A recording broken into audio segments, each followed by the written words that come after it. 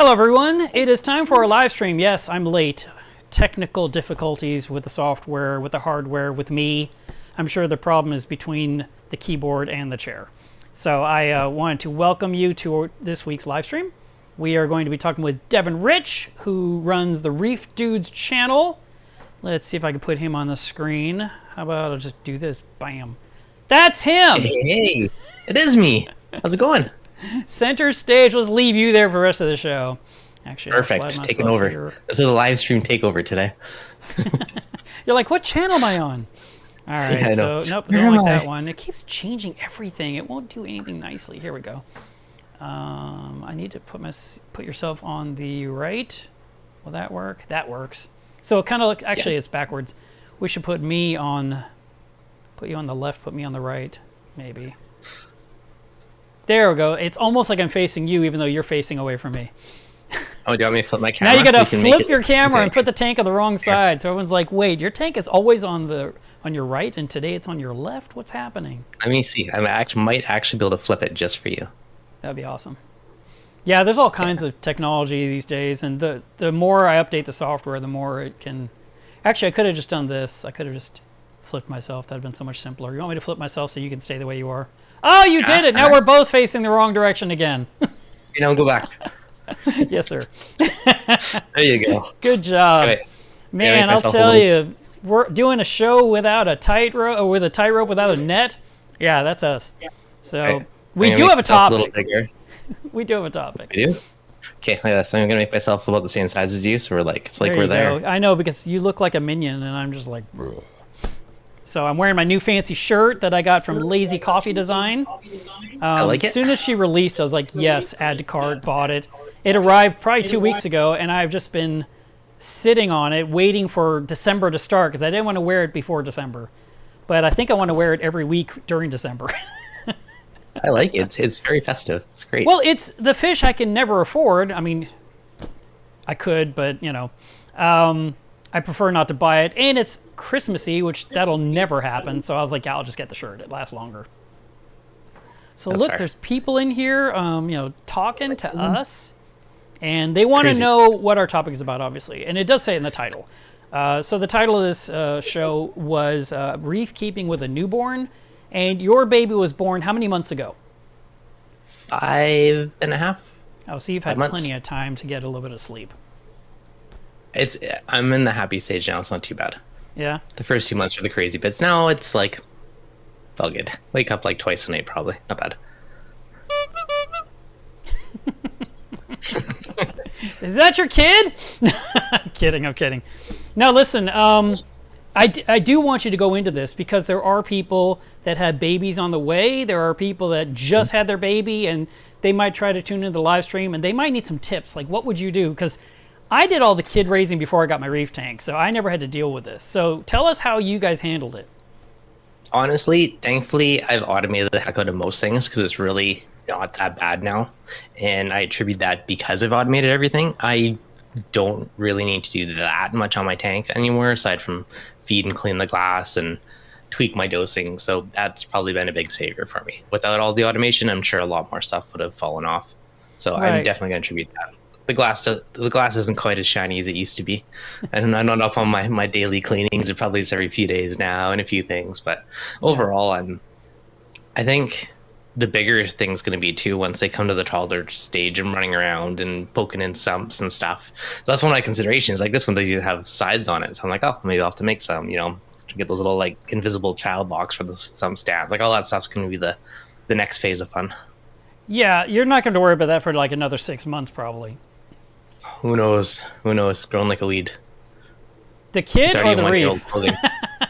Both. The kid's already in like 1-year-old clothing at like 5.5 months. Like, he's growing fast, which is crazy. Someone's eating well. Reef tank's also growing like a weed. That's probably a good thing. Good thing, bad thing. Like, stuff's starting to grow into each other and encrust over each other, and part of me just doesn't care and just like let it be natural reef. But yeah, if you look in there is a ton of stuff that is growing into each other and, growing over top of branches of each other and whatnot, which is kind of crazy to see. It's beautiful. I mean, you're doing this and raising a kid, and this isn't your first, right? No, it is. Oh, it is your first. Okay. For some reason, I thought you had a second toddler running around. No, just one. All right. Now, how One's do I come good for back to now. our cameras? I lost us. We're gone. It was How good seeing you. about this? Will that work? No. How about this? Bah! Oh, I got you. All right. And I got me. We had this combo thing going. That horrible FaceTime camera is ridiculous. Let me add you back in here on the, I don't know, my left? Yeah, there we go. All right, we're back to normal. Hey, this welcome is back. not easy. You do these interviews all the time. Your stuff's all seamless and perfect. Okay, so the things that you have to do on a regular basis, despite having a kid in one arm, is clean the glass and feed the fish, right? Yeah. Honestly, you nailed it right there. Even this morning, as I'm taking all those photos with you, you're carrying the little baby in one arm, taking photos with the other arm. And meanwhile, he's like, kicking his legs, shaking as I'm trying to take a steady video for you. Yeah. So learning to do stuff with one arm is a good chunk of it as well. Yeah, for and sure. Your child, what's his name? His or her name? Rory. So that's a girl? Boy. That's a boy? That No, name could have gone either way. Come on. We did that on purpose because we decided we liked the name and we're like, it works for either. Okay. So it was like, okay, so I don't pick the feel name like and an whatever idiot comes at out all. is good. Yeah. Yeah. This is good. Just so you know, Rory will get heavier and heavier, and at one point you're like, yeah, no, I'm not going to carry you. That's it. He's already like a big turkey. He's already feeling it. Like a turkey. Thanksgiving reference. Yep, basically. Big 20-pound turkey. All right, lugging so what around as about you're water cleaning your changes? Are you automating that?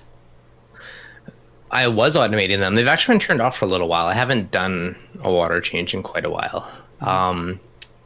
I try and do one every like 4 months or so, or then I get motivated and I turn on the automation and let it do like 1 to 2 gallons a day, mini ones. I ran out of salt a while and turned it off, and I just haven't turned it back on. Yeah. Despite having salt, so it's on the to-do list. Thanks for the reminder. Well, I was just wondering because with everything automated, and especially that's the one thing I see a lot of people post about. They have this automatic water change. I'm thinking, oh, how nice is that? The only thing you have to do is put salt in the water, I guess. Pretty much. But if you're it's barely doing them wonderful. anyway, then that's not even a factor. Yeah, it's wonderful when it's running, and I go in spurts. I've been trying to go down the whole trace and rabbit hole, so I've been less worrying about water changes. I still try and do one every, I'm going to say every like 4 or 5 months, I'll do a big one just for good measure. Right. But I don't worry as much on the monthly basis because I am trying to dial in all the trace and everything else. So Yeah. there's less of a need to worry about rebalancing things. That's good. Okay. In the chat, Claudia, I find toys inside my aquarium. 2 kids. Yeah. Well, that's what you're talking about, but putting latches on the cabinets and stuff, keep things out of the sump. Yeah. Because, my Yeah, grandson was visiting this was a couple of years ago, and like in a second, just literally dropped batteries in the refugium. Just there was a couple of them that came with some product I bought, and I hadn't even taken the saran wrap off of them yet. It was just 2 of them side by side, little AAAs. And my son saw him like go whoosh. And I'm looking too. I'm like watching this kid. I'm watching him go there, and I'm like, I see nothing. He goes, no, he threw those batteries in there, and he was digging through the plants to find them, and he did find them. I never even saw it. He was that fast. So Just going for the wishing wells, making wishes. Making wishes. Let me see if I can find this other picture I wanted to show. All right. Hang on. My computer is just like, we're so busy right now. Dun, dun, dun. That's not it. See, I'm going through them one by one because I want to find the one because they don't have names. They have numbers. No, they're fresh off the phone snaps. Why is it none of these? This looks like a picture. Try this one. Oh, dang it. I think it dragged 2. Let's see what happens here. Dun, dun, dun. Is that one of the LFSs the other day? Actually, they had like little child locks on theirs where you have to use a magnet, so it's all hidden, and you use a magnet to release it, which is brilliant because it hides it all. So that's definitely the way I'm gonna go. Yeah, you could walk up with a cleaning magnet to activate your cabinet door, basically. So Perfect. it looks like your kid couldn't get into the sump at all. It looks very, very safe, and apparently you bought all the Versa's Ecotech cells. Well, yeah, I had to clean them out. I actually had 4 because I beta tested, and then I only had to acquire 4 more to finish off my little rack. But it's great. Yeah. Love them. I've been waiting for my set of 4 for 2 years, and they still haven't happened. Apparently, you got to be Deven Rich to get these things. Last name Rich. That makes it's all making sense now. Those are acquired before they disappeared, for the record. Before the shortage of chips Pre-COVID. and Yeah, everything. exactly. All right, let's see what else we got. That was my here. only hope. Now, you did have me some pictures. Man, I do not have enough screen for what we're doing here. I have like 97 windows open, and the one I need is behind them all. No. Okay. It'd be too easy. Oh, you had a big screen. Well, it is until you fill it up with a show. Suddenly it seems much too small. I saw that already with you. I wanted to show this. How about this one? See what it does. It's so funny. It even does a lag as it's loading. Like, it's so much work. So here's your sump that you just took these pictures today. And yeah, these are snapped an hour ago with the baby mire. Yeah, and it looks like most things are covered again. I mean, I don't really see a lot of exposure other than over the refugium zone itself. Yeah, this tank is actually pretty good. This one's pretty sealed up, so it's probably fairly low risk. This one, on the other hand, behind me is completely open, so... Even the bottom? Yeah. There's no doors. It's just a metal stand. I kind of like it. Oh my God, look at that. I know. Yeah. So that one I just never bothered putting anything on, so it's completely open. And the same control center too, with the same verses again. Yeah. No, there's no verses on this one. Oh, I thought I saw it behind your shoulder on the control board. No, it's just the vector drivers. I mean the vortex drivers. Yeah, I got 4 vortex and 2 return pumps. Nice. And then I made my fancy little button panel last week. Nice. And what is that tank doing at this point? That's not your reef, so what is it? Secondary reef? Or because I remember at one point you debated a flower rock anemone tank. Then you said, I think I want to do mangroves, and then you were like, maybe a frag tank.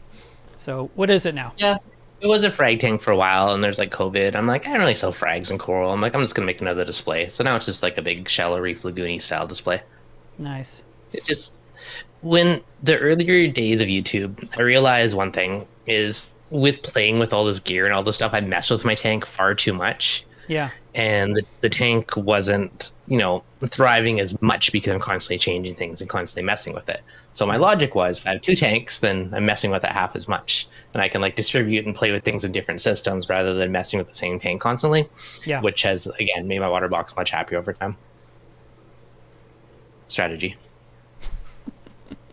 All right. Let's see what else I got here. You also sent us this picture. Dun, dun, dun, dun. They're like reveals. Here we go. So this is a different sump, or you reversed it? That's just the other side of the cabinet. Oh, because you can get to it from both sides. Yeah, that's part of the peninsula. Convenient. Yeah. That's convenient. So yeah, this one actually has chambers on it all. They actually have a lid for the skimmer chamber, which I should put back on. Thanks for the reminder. Okay. Yeah, so this sump is pretty low risk because of all the lids and everything. It's fairly contained. What about that fun round knob? I would want to twist that if I was a kid. True. See, this is why you need cabinet locks. That will just make my padlock on there with a chain, so you can't twist it. Terrible. One of those big old school locks, big skeleton key to get in there. Yes, the old style. Yes, exactly. That would be awesome. Yeah. Actually, what happened with mine was the buttons. My grandson wanted to flip them on and off. So you're going to want to watch out for... You have those fancy buttons, and they're right there. You need a button cover. That's a not bad idea. I will 3D print something fancy. Yeah, no, seriously. I think you do need to, because literally... My grandson just literally ran around the corner. It was like, click, click, click, click, click. And I was like, which ones did he turn on and which ones did he turn off? Because I couldn't tell. There's 16 switches. I was like, oh, my God. And I'm literally one by one checking them, trying to, okay, was it this one? Was it that one? What is on? What is off? Does that look like it's running right? And I was like, and then, underneath it is my CO2 tank with my CO2 carbon doser regulator, which has a blinking red light and a nice little knob you can twist. And I'm looking to the speed of that. I'm like, what else did he touch while he was here for 4 seconds? So here's the strategy there. These are all momentary buttons. So a quick push wouldn't actually do anything. We hold down for a couple seconds and it will activate the virtual outlet. But they're all programmed to do something for a certain amount of time. So if they push it after, 30 minutes or 2 hours or whatever the button's for, it goes back to normal anyways. So it wouldn't really matter. Yeah, that's true. So low risk. Yeah, it's like, so that's the advantage of the automation, right? Is it basically fixes itself because everything's timed to an extent of whatever. Yeah, and you're right about that. And I forgot about that because I remember my grandson's like, I want to push the big yellow button. That's the feed button. And I'm like, no. And he'll just kind of put his finger near it like, and I'm like, no. But I just, didn't really think about it. But you're right. If he just pushed it, nothing would happen, and I could just react like, "Oh my God, look what you've done," But you actually have to hold it like 5 seconds to make it actually do the job. It's not a quick, like you said, it's not momentary. Yeah, I mean, it's momentary, but it takes, I'm going to say, probably 3 or 4 seconds for Apex to realize the button's pushed to do its action. So I've been pushing that button every day. Sorry, go ahead. No, I said it's almost like a child safety because a quick push wouldn't actually do it unless it's like, then it kick it off. Yeah, I was going to say that I've been pushing that button now for years, right? I mean, every night I feed the tank, I press it. And every single time I do it in my brain, I think 1, 1,000, 2, 1,000, 3, 1,000, 4, 1,000, 5, 1,000. Yeah. And then I hear the return pump turn off. And I count every time. Why do I count? I always count. I'm always counting numbers. It's insane. So, what's your average? Is it consistent or is it all over the place? It's always 5. It's always 5, 1,000. Okay. You're just... keeping your buttons and your switches honest, making sure it's still working. I guess. I don't know why. Like I said, I have no idea why I do it. That's hilarious. Never thought about that till now. All right. I'm probably going to start counting now. I'm going to do it next time and see. We'll see. We'll compare notes. Is pretty. Let's throw this on there. Yeah, you're going to have to time yours and tell me. And don't use Canadian seconds. You have to use, U.S. standard. Oh, U.S. standard seconds? Yes, exactly. I'll keep that one in mind. So is this again from today? Yeah, these are all like an hour ago. Okay. I didn't know if you had any you did pictures of like from the past to compare against or anything in this collection. It is so Only pretty. the best for you, buddy. Fresh. It really is looking great. And well, that's how it's supposed to be. I mean, everyone should be able to see my reef behind me right now, but this camera refuses to pan up. It's like, come on, do something. You just got to stand up and you'll see the reef. There we go. Show off your fish. Okay, so there it is sort of behind me. Just sit on your knees and be higher, then you'll be okay. That's what I need to do. I just want to be comfortable for once. I usually stand for 2 hours for the entire show. I do this every single week. Okay. I like the comfy chair, though. So this looks like a pretty sweet setup. I love this thing. This is my TV chair. That's awesome. Nice. And the new live streaming chair. Yeah, I've only done it twice this direction. And I do like it. Except I don't like that this hat keeps getting folded on the shirt. I want this shirt to show off. It's just so pretty, and I like what she did. I'm like, I want everyone to see it. I like it. It's fun. Oh, here's another angle. That same picture you showed us. Tell us the size of your reef tank, please. That is a Waterbox 7225, which means it's 72 inches by 25, so a 6-foot peninsula. Oh, is that what the numbers mean? Okay. Yeah. I always thought it was a liters thing. I really did. Red Sea is liters. Waterbox, that are the dimensions. So, yeah, 72 inches by 25. All right. Well, it's a pretty good size. It's a nice size reef tank, and that's is that probably like a 220 or something? How many gallons? I believe it's like 180 to 200, somewhere in that range, like 187 or something. Not counting the sump, just the display. Then the sump puts it up to 2 something. All right, that's interesting. Yeah. Okay, let's see. I know you also sent me some video. Can't wait to play that on here and see what it does. No, the weird / funny thing is, like, a lot of, like, you can see, like, the green slimer and a lot of this, the blue stags and all those ones, like, they're all growing into each other now, and they're starting to crust over top of each other, and I've always been, like, back and forth, and, like, do I frag it or I just let nature do its thing? But it's crazy how many corals are trying to, like, have that slow motion battle now. Yeah. Okay, tell us about this. Let me get rid of this picture. We'll put this on here. What is going on here? Okay, I'm just going to answer this one question quickly in the comments. What? Make them wait! Okay, fine, they can wait. Look, I'm covering myself. All right, so tell us what's going on here. What have you done? Well, every type of dosing method you can think of. So in the back, we have a geocalcium reactor, like the 818, whatever it is. Okay. A big beastie calcium reactor in the back. And then we got calc in front of it, which is dosing calc, and I also have dosing on top of that. So I have the Trident, which does the Trident controlled dosing, and I let it tweak it on top of things. So it's basically calcwasser to help boost the pH a bit, the calcium reactor to handle the big load, and then the dosing just to tweak stuff on top of it. So slightly overkill. Is that 2-part or 3-part dosing? 2. And then you dose magnesium, right? Periodically, but I do have magnesium rocks in the calcium reactor, so that does take care of most of it. Okay. And what is my other question here about this? Oh, and then you have CO2 absorbent material on top of your skimmer still. I saw that. Yeah. Yeah, that was So my what is your lovely pH with all this magical equipment you're using? crappy. In Crappy? the summertime, Yeah. yeah, it's terrible. This is I'm doing all this because it's normally so bad. In the summertime, it was actually pretty dang good when you could have windows open and stuff. And I did put an air exchanger in the house, so it helped, but it's still not the best.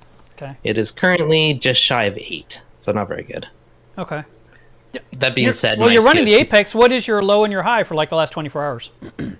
Well, let me show you. Ooh. Look at this Bam. guy. He's so fancy. Yeah, okay. So my high yesterday was 8.11. My low 7.83. Currently 7.98. So again, my CO2 media on top of my skimmer is probably exhausted right now because when it is fresher meat, it is higher for sure. There you go. That's what I like to look at. That one right there. Yeah, so You can see the numbers at the bottom.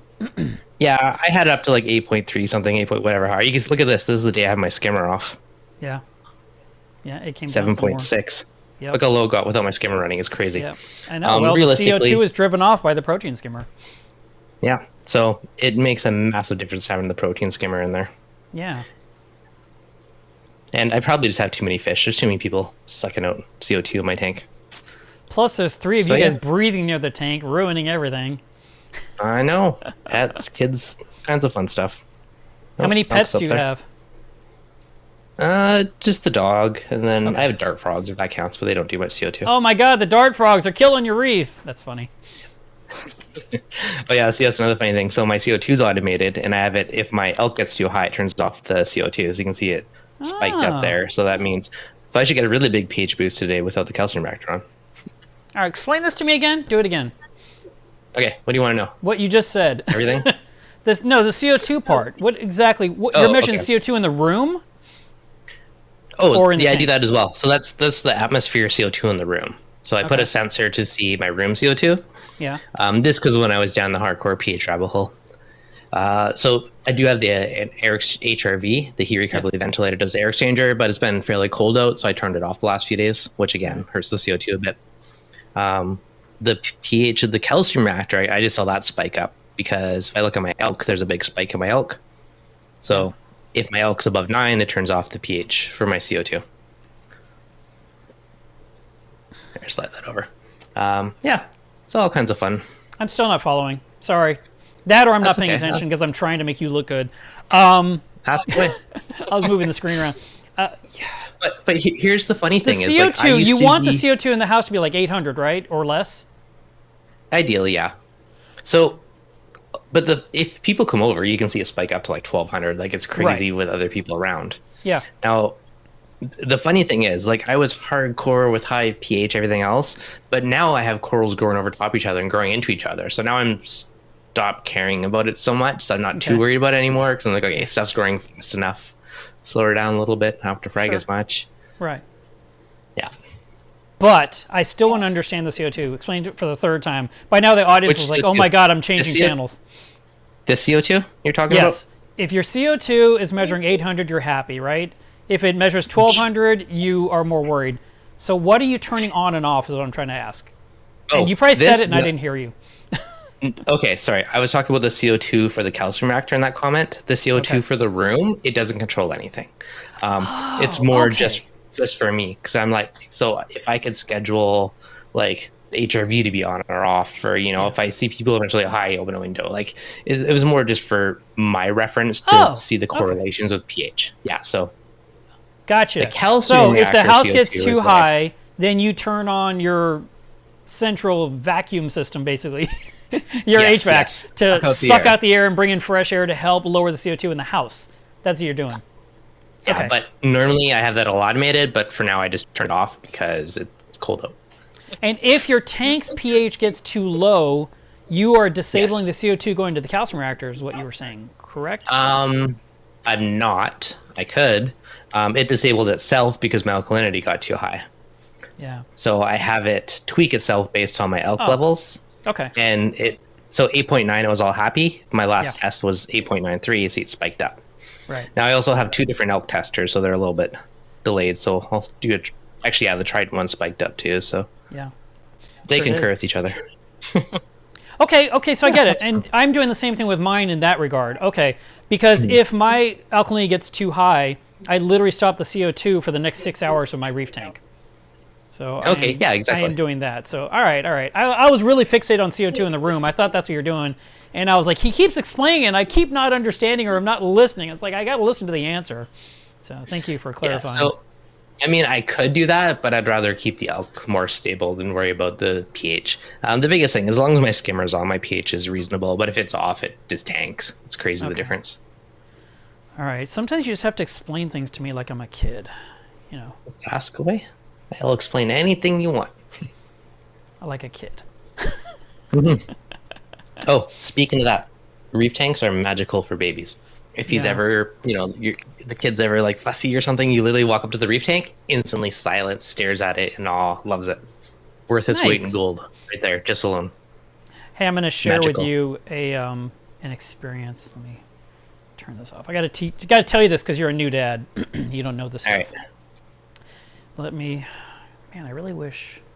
There we go. Get this here. I'm going to put myself solo on the screen. Here's what you need to know with your kid. When your kid is having a temper tantrum, and I'm not talking baby, I mean, like 5-year-old just losing his crap for no reason whatsoever. Yeah. I didn't do this. This wasn't my idea. I was actually shocked. His mother did it. But he was just like the Tasmanian devil, lost his mind, could not control himself at all.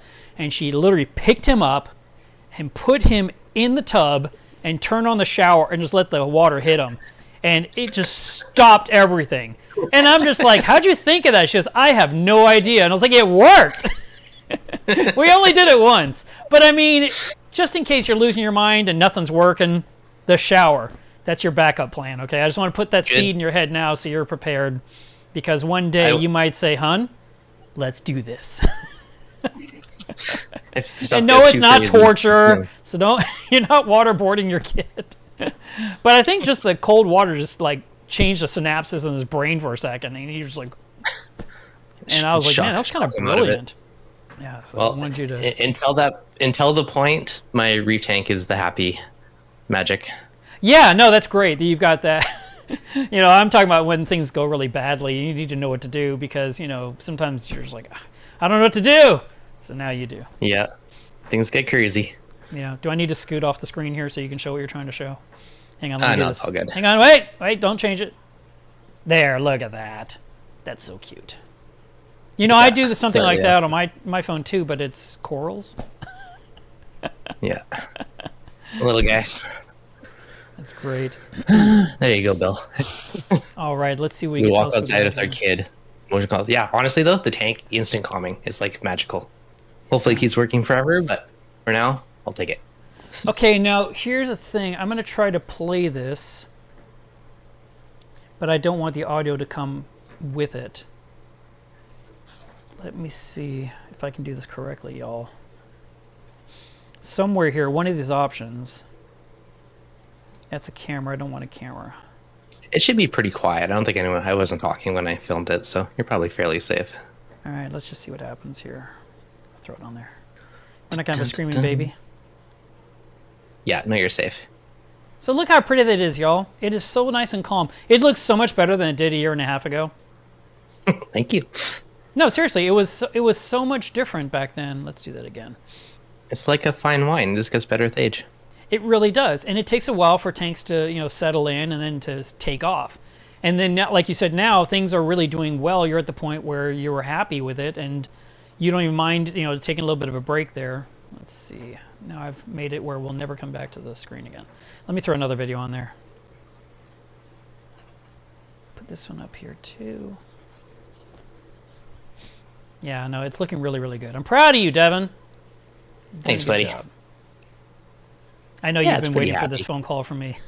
I just need a mark to say I'm doing a good job. It's all I wait for. My life goal is now complete. Thank you. Yeah, you're like, you can shut it down. You did it.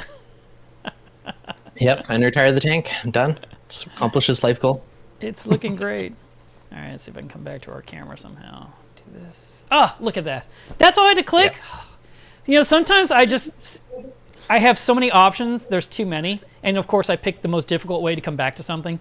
when I could have just like hit that thing at the top. The software I'm Yeah. using is Ecamm Live, and it's super great stuff. I mean, it's fantastic. Nice. Everyone is loving it that uses it, and they've abandoned OBS and everything else because they just love it. And the newest version that's in beta right now has some phenomenal choices that I'm like, ooh, that's gonna make life easier. I'm like, no, it's not. It's still complicated for me because I'm trying to have a conversation with the camera and to another person, or stay on topic and pay attention to the question and answers that are happening in the live chat. There's a lot going on. And sometimes I just feel like there's too many things to keep track of. That's fine. It's pretty fancy. I still use OBS, but that's because it's free. Yeah, no, I know you like it. It out. The the stuff we're Yeah. using right now, this software, I have 249 hours of interview time remaining this year. Solid. It's a good. We could literally just stream till the end of the year and never run out of hours. Hey, you never know. I mean, there could be some marathons in there. Yeah, no, it's I don't do interviews very often. It's kind of rare. I really prefer in person, of course, but you are in Canada. So what I did instead was I drank some Crown Royal with some Coke. In your Is that honor. what you got going right now? Mm-hmm. You're very kind. Thank you. Yeah, here's another helpful trick, guys. If you put ice in your glass and you pour Coke, you get a bunch of foam.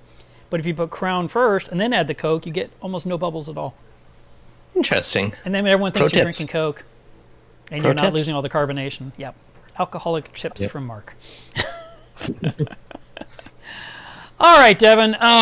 Okay, so the other part of this conversation specifically was to find out everything about your reef. So now that you've got all the little BS out of the way, I want you to get to the point. How long has the tank been running? What are you doing to make it work? And just kind of do like a audio tour, because we're not going to sit here and try and go through these pictures again. Of the water box, right? Of the reef, Yeah. yes. Yeah, the main reef. Since I did an update like a month ago, it has been up for 32 months since Okay. I put water in it. So Okay. 2.5 years. So it's been up for quite a while. Way back in the day, originally starting the tank, I did pre-cycle all the rocks for a good month or two first. Because I was waiting on the tank for a while. So I basically spent like a month doing my aquascape, and I obsessed over it. So I literally was out there like every day tweaking it and changing it. It took like a month to do that scape. Yeah. But so I did that one outside, and basically once I had it, I kind of glued certain chunks of it and pre-did it as much as I possibly could. And then I also made sure I could only glue, say, like 2 rocks max. That way it was still like Lego-ish, and I could reassemble and take it apart. Yeah. And I pre-cycled all my rock in some brute bins for probably a month or two before I had the tank. So that made it easy to like kickstart things and kind of get things rolling. As for that, it did I have a calcium reactor? I think I had a calcium reactor from the very beginning on this one. Okay. Again, this is like many tanks upgrade later, so I was pretty happy with, had a good idea what I wanted to do with it.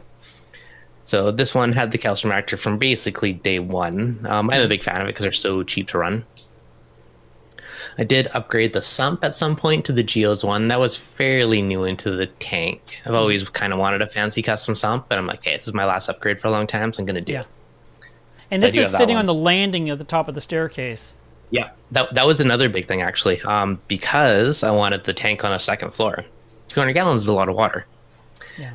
So I did have to do some planning, obviously, and some reinforcement for it. And with that, so I have a friend that's an engineer. She came over and like scoped it out and like crunched a bunch of numbers and gave me some recommendations. And I ended up reinforcing it. So because it's basically around like the edge of the stair header, there's like a big box at the top of the stairs it goes into. Yeah. And it wasn't that far of a span to the side, so it wasn't too bad. But I put 2x6s. I believe there's 4 of them on each side of the wall, like underneath of it. So there's 4 2x6s holding up that stair box to take any extra load that the tank was putting down. Yeah. I just did that for kind of peace of mind, just so you don't have to worry about it down the road. So I stealthily cut like little slots in the roof and got them under a stud and made them as stealth and low profile, and you don't really notice them as I could. The other downstairs, even like took out the cabinets, and there was that little tiny gap in there that I like snuck all the wood up to. So it was a lot of work, but You mean the plumbing?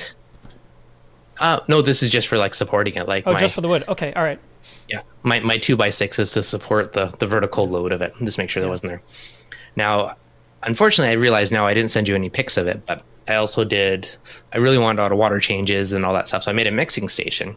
Right. And then I probably have one on Instagram. I'll see if I can dig it up in a minute. But I built a mixing station down below the tank. There's some laundry there, so I changed the laundry to a stacker, and then I stole the space to the right of it to build a mixing station. And then I got few custom kind of bins in there. And those I went to a local plastic shop, and basically the custom bins are crazy, but getting ones made from their predetermined mold sizes was way cheaper. So I found basically the best fitting size, and I got 2 square bins that are in there from a mixing station, and then made a little hole in the wall and put like a little tube in there so I can fish all my lines up and down. So I have another EB832 down there, and I have all my mixing stuff. There's the drain for the laundry, so my auto testers, all that stuff just goes straight to the drain. Same with my auto water change, which is really nice. Yeah, that stuff's been awesome. And how are you liking the stacked washer dryer situation? Is your wife still on board, or is it? Yeah, it's good. I made on top of the bins, I put a nice shelf for like folding and stuff, and I have like a hanger above it that hangs up the dry. I made it nice, so it's good. That's good. So that way you kept the peace in the household. Yeah, it's compromise, right? Gotta make everyone happy. Yeah. So that worked out really well. And then I got my mixing station. I got my auto water change set up. Even like I have my ozone down there as well, so it's sucking from somewhere that's not as humid around the tank. There's lots of little things I've kind of worked into that one. What else? Oh, this made me laugh earlier because someone was asking about XR30s on my tank instead of 15s. I actually had 15s on the tank. I got the 30s for this tank because it's wider. And I was like, the best light should be going on my best tank. So then I decided to put them on the water box tank instead. Yeah. No, they look nice and clean. I like the whole setup was clean. I was so worried you were going to knock the whole tank down the staircase one day, but apparently you're not going to do that. Well, you're not going to do it, but the new kid, we'll see. If he could push over that much weight, I'd be seriously impressed. Well, if you keep feeding him like he's a butter, like you said, he's a little turkey at this point. He's a little turkey. If you give him too much spinach, you're going to have a problem later on. Whenever I go to shows, people are always amazed like how tall I am, and I think he's definitely got my height genes, so he's gonna be tall for sure. He didn't seem that tall to me. What have you done? I met you in person. I don't remember you being crazy tall. How tall are you?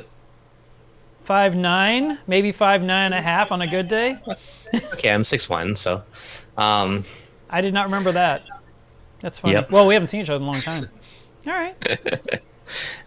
Okay, in the chats, Sawyer, do I use Versus for auto water change? Yes, I do. One of the ones in my control panel area sucks water from the tank and pushes it down to the drain.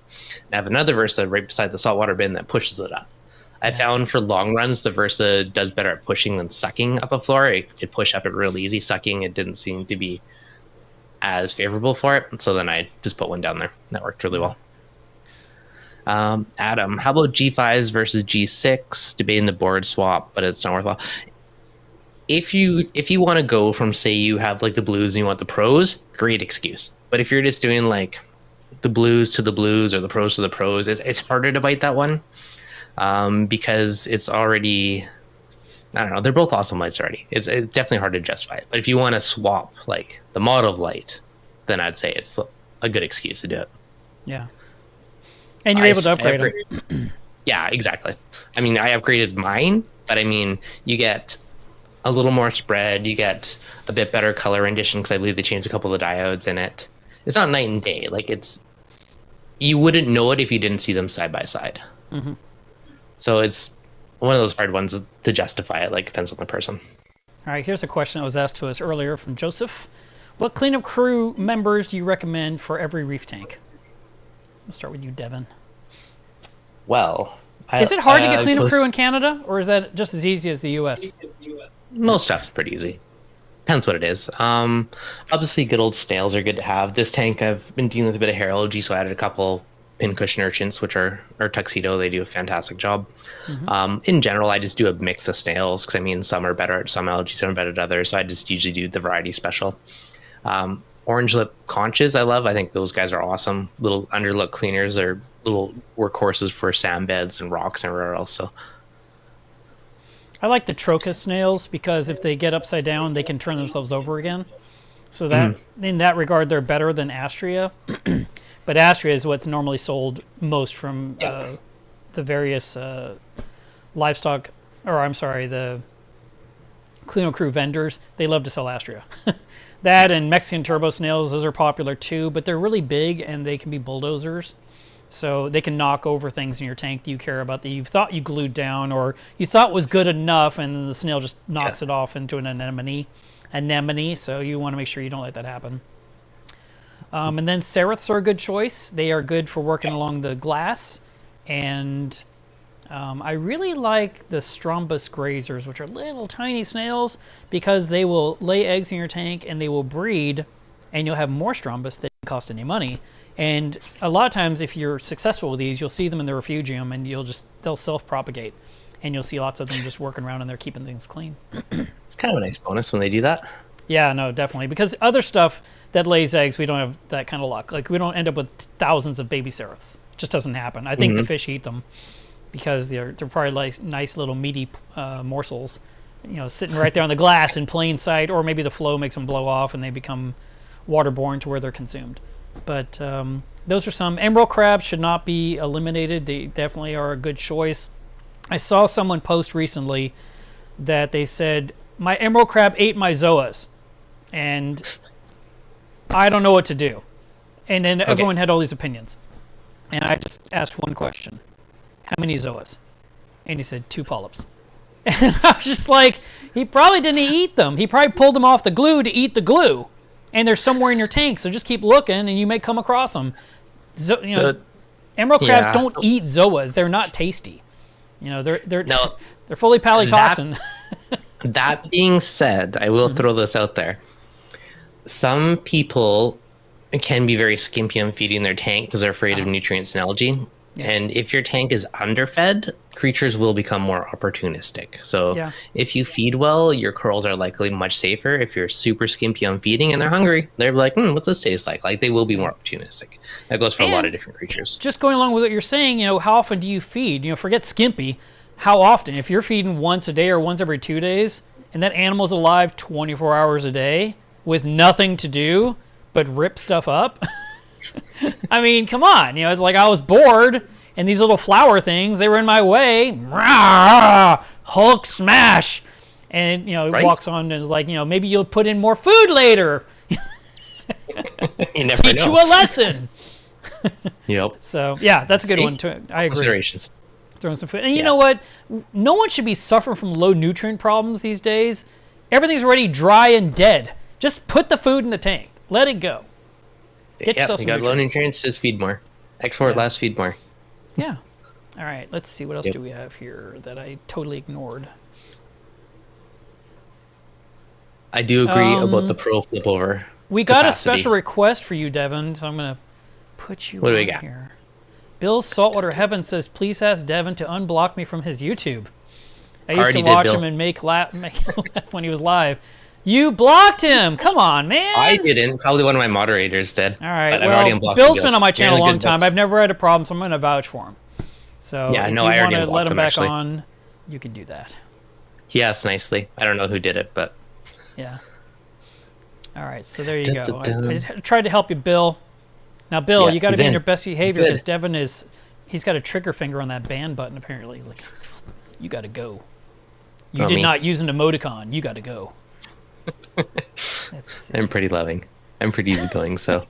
I heard Canadian guys are nice. What the heck? I didn't even realize you ban anyone in Canada. My moderators are probably not Canadian. That's great. All right, let's see. Oh my God, Sawyer. Poor Sawyer. I have a 2.5-year-old now and about to have twins. Yeah, you're going to need more than magnets on your cabinet doors. You're going to have 3 little terrors in your house. Locks you're talking about? Yes. Just wrap the house with a giant chain on a lock. That's it. The whole house. Yeah. That's fun. Actually, my biggest challenge is going to be I'm going to put a baby gate somehow between the tank and the stairs. Yep. But I don't want to there was someone that did not a gate. It was like a baby fence that was completely around the tank, like 3 feet away, like a U shape. So that way it couldn't get anywhere near it. Or if you wanted to throw stuff, it didn't have the upper arm strength to throw hard, and it just kind of landed inside the caged area. But it literally created this barrier Not a terrible idea. Might not look appealing, but especially if you're not able to keep your eye specifically on that toddler non-stop. Mm-hmm. I mean, we all have to stop and get a cup of coffee or use the restroom or whatever, and that's when things get really quiet and you start going, wait, what's happening? What's going on? What's wrong? And so, if you need to put up a little fence around your tank, there's nothing wrong with that. Good to know. And then, of course, webcams that record all activity so you can show them proof of what they did wrong. Just leave my live stream rolling, staring at my tank. There's my ongoing evidence. Well, you know how you have the red... Do you still have the red lights in your tank if something goes wrong? Does the whole tank glow red? Yeah, it's great. See, you totally blew off the rest of our tour. Okay, so you automated your water change. Well, and then you stopped using it. You ask, I'll tell you. I do use it on and off. I just got to turn it back on. It was when I ran out of salt. I just turned it down to like 1 mil or something ridiculous that it barely moves. Yeah. I just got to up it again. Really easy. There's been salt. I just haven't done it. Okay. And let's see. Trace elements. What are you using these days? I am doing a special blend. Let me take a look. So I do have the broad spectrum Brightwell one. I always forget the name of it. There is whatever the broad spectrum. So I have a couple of those ones on the dosers on one of my rows of Versas. Let me find it. And then I have been very slackerly using the Reef Moonshiner ones to tweak things on top of that. Okay. I used to be really good at doing it daily, and then I had a kid, and then I'm not very good at it now. So I do it maybe like twice, 2 or 3 times a week with the dailies. So it's all right. So listen, ACI had this recommendation to make it a lot easier for the trace elements, and he suggested that you take a gallon of RODI water and you put in all of those trace elements you're going to need for that week into that solution, and then use a single dosing pump to have that trickle that in once a day or throughout the day each day for a certain amount of number, a certain amount of liquid. Yeah.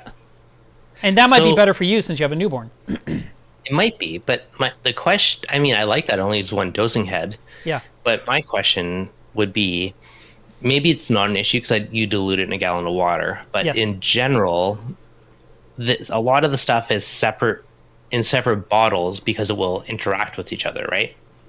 I thought that too, and I asked that specifically, and Chris says, nope, they all can go in there. I said, none of these are going to interact. He goes, none of them. And I was like, wow. What if you don't dilute it? What if you just mix the straight up concentrated stuff together? Will they interact, or are we only getting away with it? I didn't ask him that.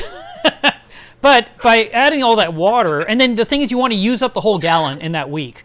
So like, whatever the number, I'm sorry, I don't know the number off the top of my head, but let's say it's 128 ounces plus the liquids. Then you divide that by 7, and you've got to put in whatever that is, 17.3 milliliters a day or something, and you tell it to put it in from 11 a.m. to 4 p.m. and it just trickles in that 17 milliliters or however the math is. And you want to consume up. That number's wrong. That's got to be wrong. It's got to be more like, I don't know, 20 something. I'm doing math on YouTube. I should never do this.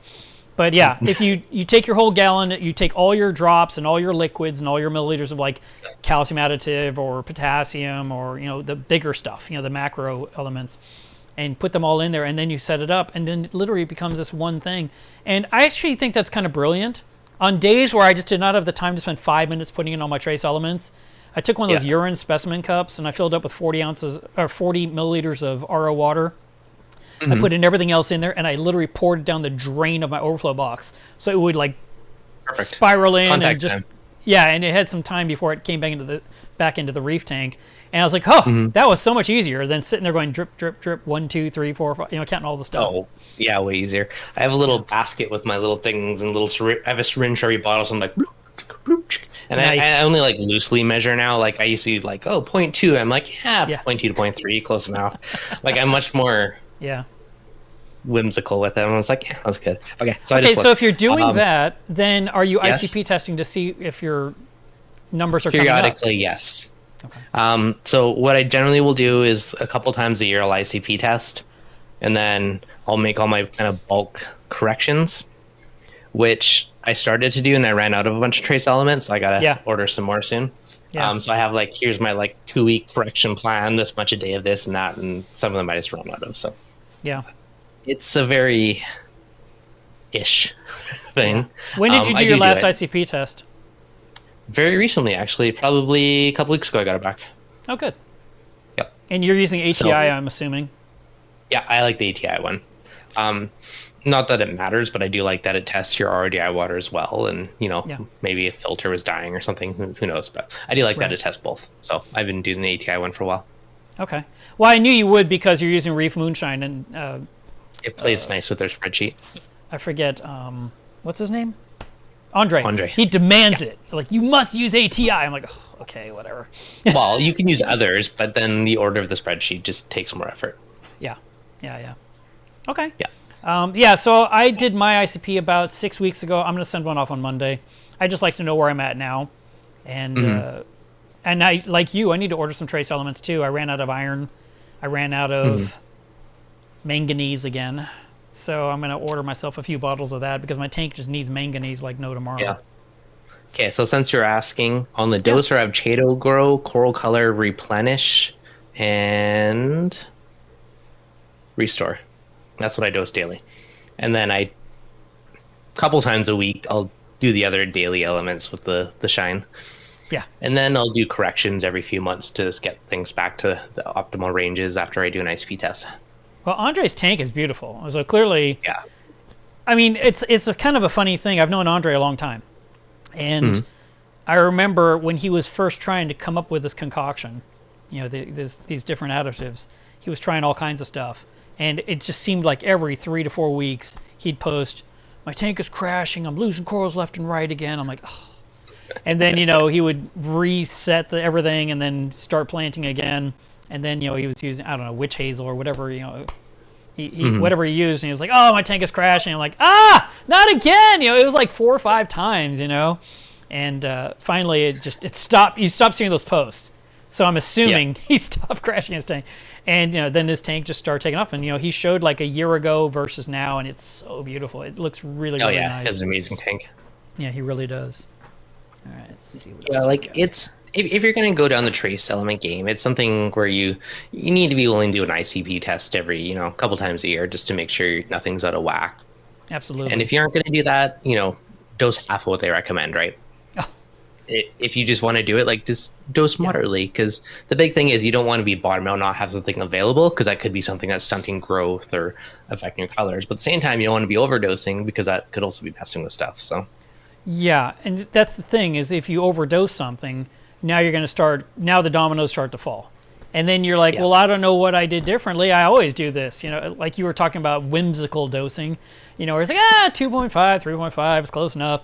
I mean, that's kind of the slide downhill when things start to get away from you because now your brain is thinking 3.5 is the number when it really wasn't. It was 2.5. And we could be talking about iodine, for example. I actually label makered all the bottles with what I should be dosing daily. But I only dose it like 2 or 3 times a week and not daily, so it doesn't... I'm probably underdosing if anything. Right. Yeah. Well, I'll tell you, with my own tank, I accidentally... I have a pH controller where it shows me the number all the time as soon as I walk past it. And for whatever reason, my brain looked at the number and said, yeah, okay. And I had to get a label maker and say the range between this and this. And if it was anything other than those 2 numbers, I should be aware of it this time because I didn't catch it for a while. And, you need a big red light to light up your tank if it's out of whack. Well, now I've got the warnings and the alerts, and so that does work. But I still haven't done the red light. I do need the red light. I think there's that's a good idea. Big thing about it because you don't always look at your phone, right? Or maybe it's on Do Not Disturb or silent, and you just don't look at it, right? And something's out of whack. Like a big one for me is I put sensors. If any of my water containers get too high or something like that, right? Like just something to visually be like, oh, something's out of whack. Right. If I walk in and see my roof is glowing red, so I should probably look and see what's up with the tank. Yeah. I do you ever do this? You get an alert, from Fusion, and and the Trident is telling you that your alkalinity is higher than 8.9, right? It's measured too high, and you're going to get that alert for the next 6 hours. Do you ever just go into your alerts and change it to like 9.0 so it'll leave you alone for the next 5 hours and then reset the number later because you just don't want to have to keep being told?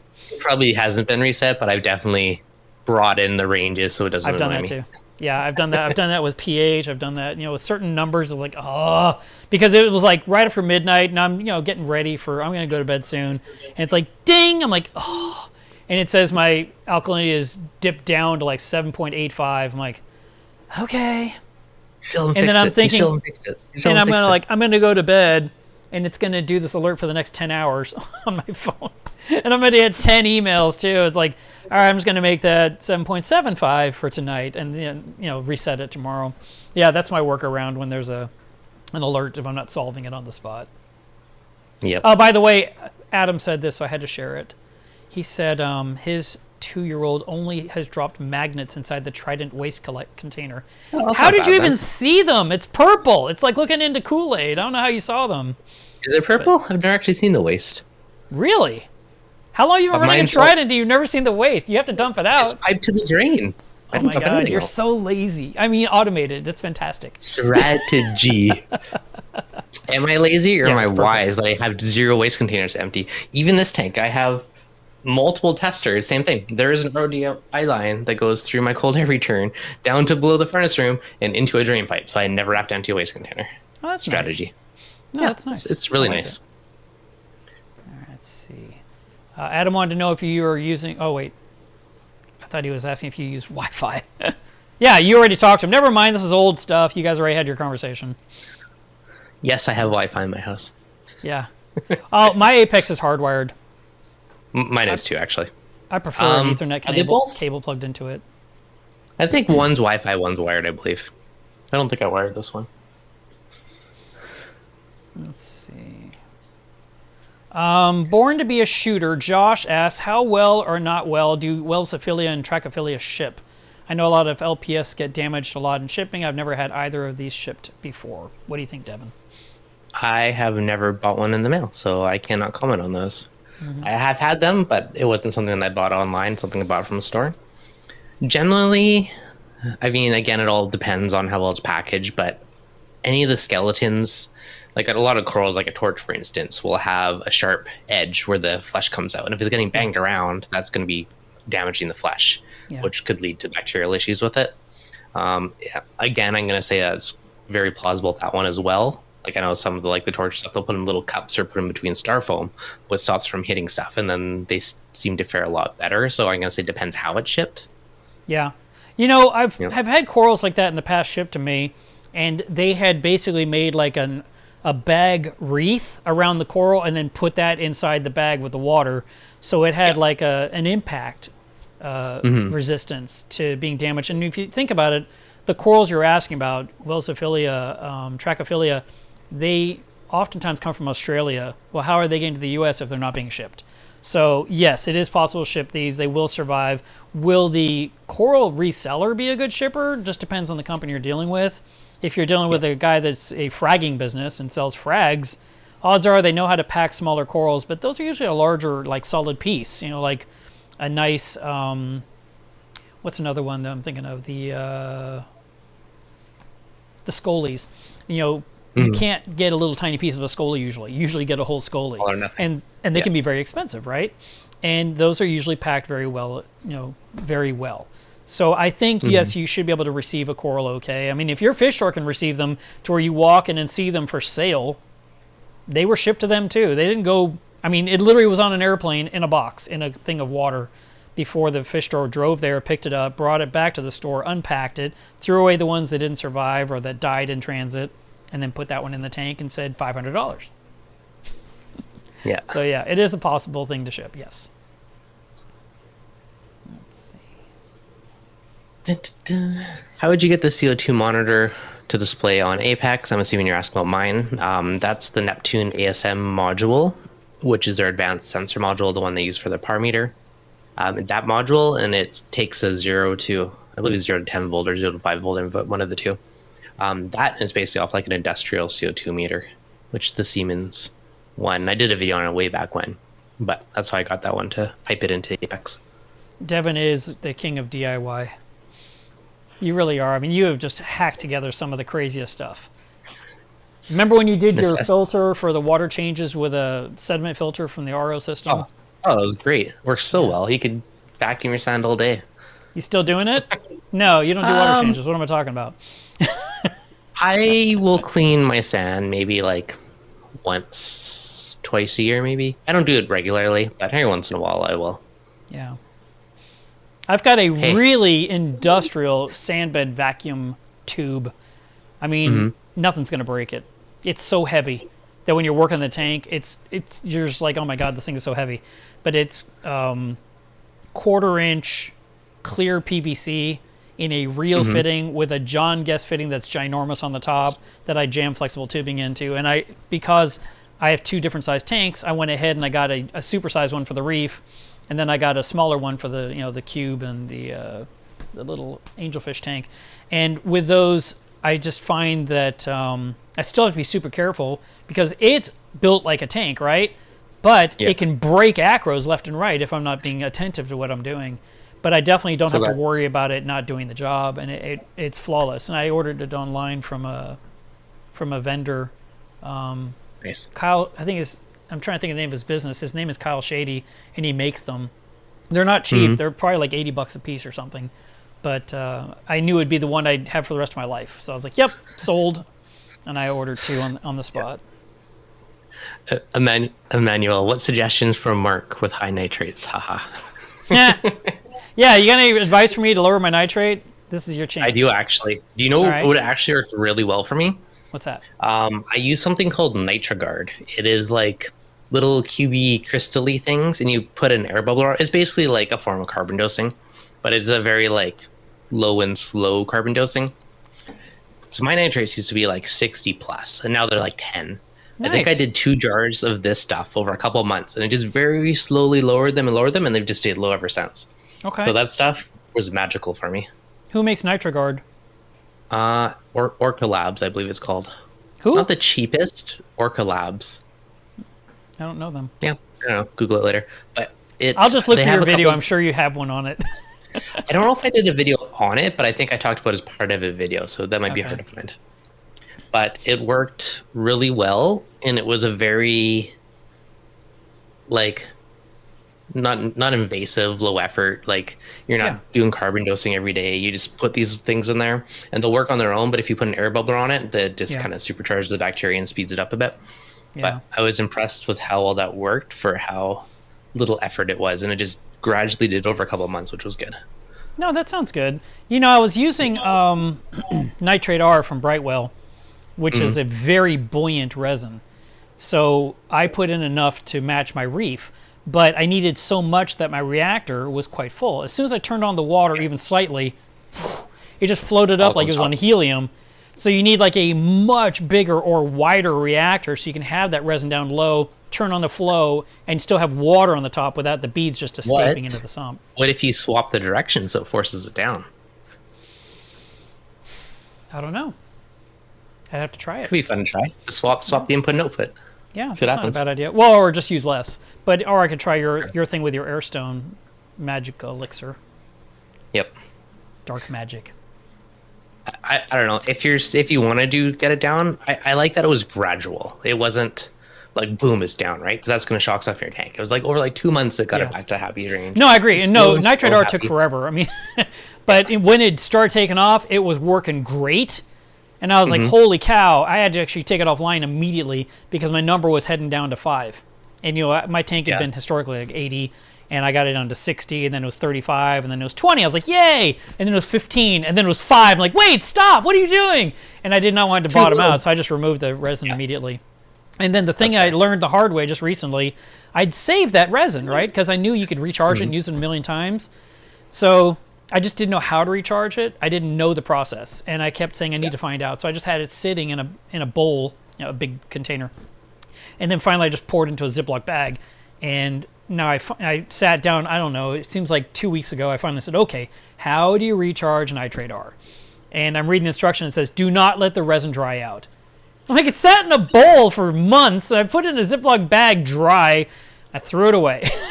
So if I want, to do this again, I'd have to, get more of that product, or like you said, try the stuff you suggested. Yeah. Now, you said you had an Airstone. You had it in some kind of a reactor, or you had it, what did you have it in? I actually just bought like a bubbler plate off Amazon. Is like a little disc with suction cups. I sat in the bottom of the sump, and I put a bag of those little like rocks on top of it. That was my low profile, and I used just a super little dinky tiny one just to give it something. Okay. Like the quietest, smallest air pump I could possibly find. Those little like $20 ultra silent disc ones. Okay. Emmanuel asked this question earlier, and I don't think you've answered it yet, Deven. talking to calibrating the Versa pump. Did you answer this already? What I think he's talking about, I don't know about if you're using the calibration through Mobius, but if you're manually hitting the buttons, I know it does. It has like a resting position, and you can calibrate that position where you line up like the dot with like the thing on the cover. Oh. And I think it's to make the tubes wear evenly, or so whatever the purpose of it is. But I think you're seeing that because I know if you manually move it, it will, once it's done, it'll like go back to that resting position. And I kind of think that's what you're talking about. I've never tried to do that. I just cared about what came out of the tube.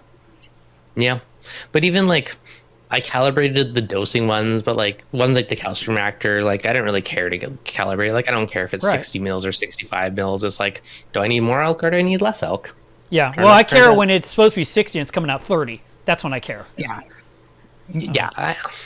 But do you, though, if it's keeping your elk stable? Like for auto water change, because I'm sucking and adding at the same time, yes, those need to be calibrated. For like dosing tree sellens, yes, calibrated. But like, I know I calibrated in the beginning, but I've never bothered redoing it when I change tubing and stuff. It's just like more elk, less elk. So it depends. Well, if you'd seen my reef lately, you'd realize why I need alkalinity so badly. It's really important, and it's a struggle. I've my alkaline consumption's insane in my tank right now, and when the Versa pump, I complained about this not too long ago on this channel, the tubing that goes through the roller, they don't last nearly long enough for me, and they literally will. So, like for example, the flow rate slowed down, huh? The calcium reactor one. Yeah. Right? So the tubing would slow down or would get compressed, and I get less fluid. And of course, I'm getting less alkaline in the reef, which is dropping.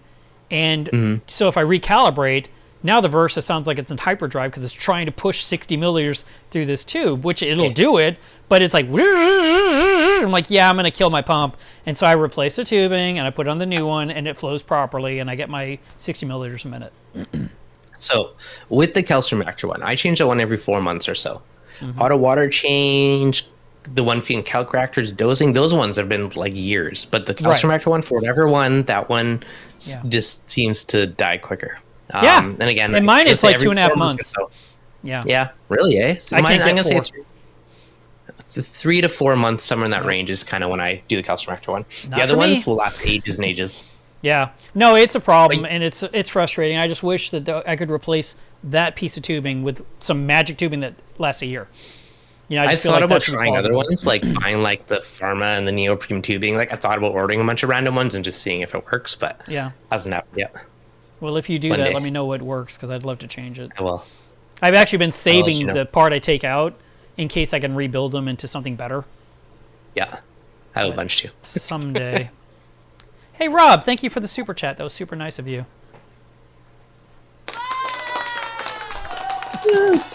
Thanks, Rob. Mighty canned. I'm looking for the next question. Thanks for answering. You're welcome. Adam says, did you have to adjust dosing because of the lower pH? I've had low pH and I've had crazy high pH. Depends what you're dosing. If the pH is higher, you do have to dose a bit more, for sure. I also have to dose like crazy amounts to keep up with my elk demand in my tank. Hence why I have 3 different methods of dosing all in one tank, which is kind of insane. But yeah, you gotta do what you gotta do. Let's see. At like the highest point, I think I had the calcium reactor was like 65 mils a minute, plus doing 6,000 mils of calc, plus dosing like 100 mils through the dose. So it's a pretty good special blend of dosing going into that tank. That sounds like a lot. 6,000 milliliters? No, that's of kalkwasser. Yeah, I know. Yeah. Let me see. So, well, that's 6 liters a day, right? Yeah. Yeah. So why are you doing mils if it's liters? Come on, man. It's metric! Because that's what you put into the Versa. That's what you put into the Versa. How many mils? Oh my god. You don't put 6.5 in, it'll give you 6.5 milliliters. It drives me crazy. I see it all the time. Like, how big's your tank? 300 millimeters by 200 millimeters by 100 millimeters. I'm like, so it's 3 by 2 by 1 meters? No, it's millimeters! The one that always makes me laugh when I see people ask, like, oh, what lights for this tank? I'm like, dimensions. Like, I don't have every tank in the world memorized. I need dimensions. Right. Anyways, Yeah. yeah. So on that fun side rant with my water box, I haven't used my ATO in probably 6 months to a year. So Because I've the used calc water is the keeping up. calc. Yeah. Well, I use the calc as my ATO, so I don't even Yes. what I dose as much as I evaporate. Right. That's however much I evaporate. And every once in a while, I'll just like tweak a little bit. I'll look at my sump level and see if it's a little higher, a little lower, and I'll tweak my dosing slightly off of that. But I don't know what your basically weather's just like in Canada, other than that I do know you get snow occasionally. Does we did. your top off change from summer to winter? Like, do you top Yeah, off way more in the winter, for example? I would say I top off more in the summer because the extra heat makes it evaporate more. Okay. But I mean, it is a bit drier right now. I don't actually I have track a- it, but I can tell you our humidity here in Texas is so crazy high in the summer that I have to empty Yeah. my dehumidifier twice a day. Really? Yeah, it fills to the top and turns itself off. I'm like, all right, that's 12 hours. Let's do it again. And then again, 12 hours later, it's full again. But in the winter, I can have this thing running and it cycles on and off when it feels like it. It could go 2-3 weeks without having to be emptied. Such a big difference. Yeah. It's crazy. Well, that's pulling it out of your atmosphere, though, right? Not Yes. just from your tank. So No, it's nothing. yeah, Well, that's crazy. all this water behind me, and that's this and that and that, and the frag tank. Yeah. And then when the anemone keeps running, that's another one. It's a lot Good of water chunk. in here because I have air vents that I've had to just unscrew from the ceiling and throw away and put new ones up that weren't rusted. Yeah, so humidity, we do get very high humidity here in Texas. It's funny, when Caitlin was here, before she even got here, she said, "What's your humidity like?" Because, I thought, well, you're not going to like it because I'm sure, the women here in Texas know how to do their hair when there's a lot of humidity. I mean, it's a thing. Yeah. But Yeah. when I started looking up her humidity in New York, and she was on Long Island, she had just the same humidity. It wasn't even a difference. It was the same stuff. It's like, oh, you have nothing to worry about. If you can make it work there, you can make it work here. So no problem at all. Yeah. All right, we have a question from Insane Reefer asking, it's been a while since I've calibrated my calcium reactor pH probe. What are the lowest and highest numbers to use? You're going to want to use the 4 and the 7 instead of the 7 and the 10.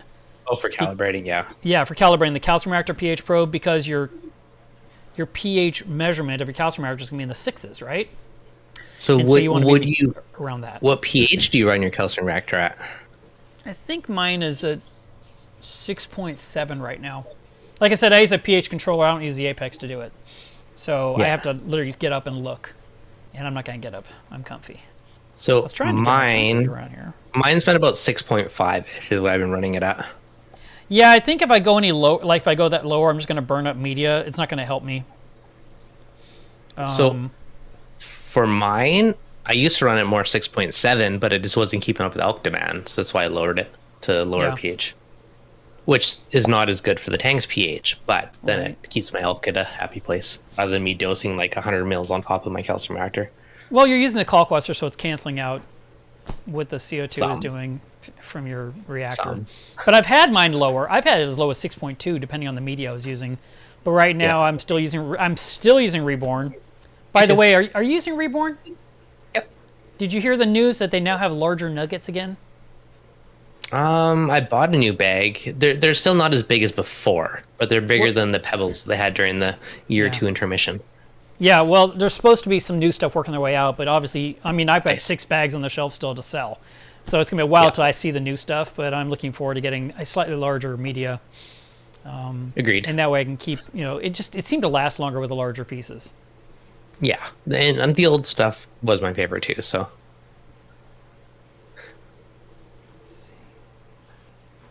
dun, dun, dun. I'm just reading all the comments now. I'm ignoring you, Deven. That's Entertain fine. yourself. Dun, dun, dun. So Phil swapped his own Versa tubing. I may try that, but I might try some of the Pharmamed, or there's like a neoprene one. There's different ones that supposedly will stand up to stuff longer, which I might try. Actually, the one thing that originally sparked this is I was dosing something very nasty and caustic at one point, potassium something or other, which was magic for pH, but it is very high pH, nasty caustic stuff. So Yeah. it ate through the connectors on the Versa. So I was like, what if I got like the neoprene tubing that went all the way from the container through the thing to the tank so that it wasn't touching any fittings in Yeah. its concentrated state. I mean, I could just water it down, make a weaker solution. But Well, it kind of reminds me of Nopox. That stuff is yeah, so caustic, I guess you could say, or I don't know what's the right definition for that stuff. That Yeah. they're like, you can't even put it in a different container. You got to like dose it from that bottle. yeah. I put a skull and crossbones on my dosing container for that one. Yeah, there you go. I didn't have any issues with it at all. I ran through a Camor. Camor pumped it in. It never clogged or anything like that. But I literally used the nipple on the top of the bottle it was designed for. I didn't try anything. I didn't add it to any containers because I heard it ruins the acrylic. Yeah. Let's see. Oh, Adam, this right here. You're just making his head bigger. It baffles me how well you multitask during the streams, Dev. He has like 20 fingers. He doesn't just use 2 hands. There's like a lot. I think he's using his toes to switch channels and bring in content. The guy's a wizard, man. I don't know. Dark magic. Black magic. Pretty sure your middle name is Dumbledore or something like that. I don't know. How'd you know? On that note, I was laughing. I had one photo I posted a while back on Instagram cracked me up. There was a snail which was spawning, but he was standing up holding the little like thing up in the air. Like you look like a little wizard casting a spell. It was freaking hilarious. Nice. Yeah, I didn't see yes, you that. can find it now. Let's see. Ryan is here. Dun, dun, dun. So Ryan is our Mr. Slide Lock, and he makes all kinds of cool things. He just made that beer mug stein that everyone's been talking about. I'm still trying to figure out how to make a little video of what I want to do with it, but I haven't figured it out. I want it to be easy and not difficult, but I have this crazy notion. So we'll see if I can come up with something this week. I have faith in you. I mean, if I was like a fireworks wizard, with Adobe, I could do anything I want, but I cannot.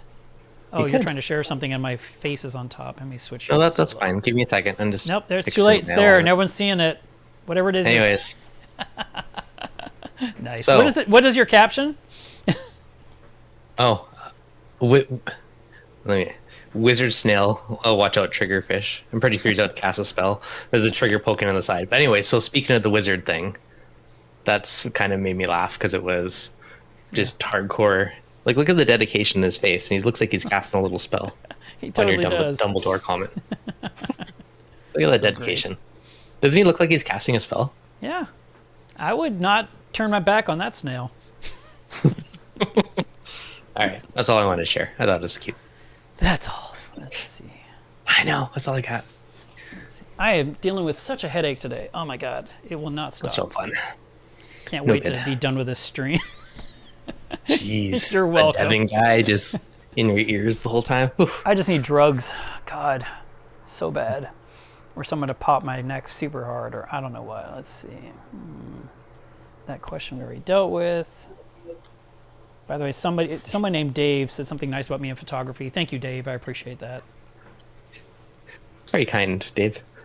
Yeah, I didn't put it on the screen, but I saw it.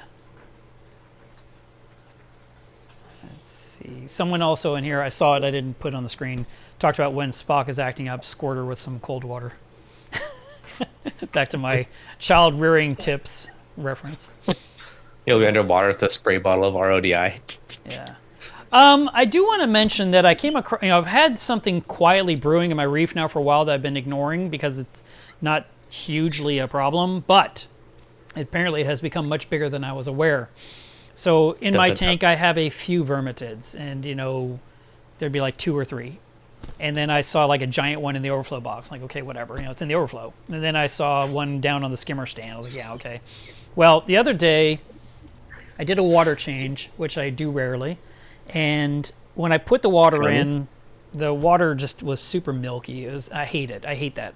And because I don't do my water changes frequently, I forget my tricks to overcome the problem, which was just turn off the circulation in the container and just let it settle out and then pump the clear water. That's what I should have done. But at the time, I was like, I'm ready to do my water changes. I got 3 tanks. I'm doing this, and I did it. So all my tanks were white and milky. And so my Frammer colony, which is this huge amount of heads of an LPS coral in the back of my reef, had completely closed up. You know, like, what did you hit me with? You know, and I'm like, okay. And there was all these giant vermitids all between the branches, like this long each. I mean, it's crazy. I'm like, wow. And I'm just like, and the only way you'd see them is when the corals are closed, which are almost never closed, you know? So I have a much bigger problem that I'm aware of. So I'm going to have to start going through my tank and breaking off those tubes or trying to get off their base completely. I mean, I don't need to just break off the tip. I need to get the whole piece off. And I might be pulling those corals out, put them in something like Revive, and then go ahead and just remove those things, snip them out. I would just add a small army of bumblebee snails.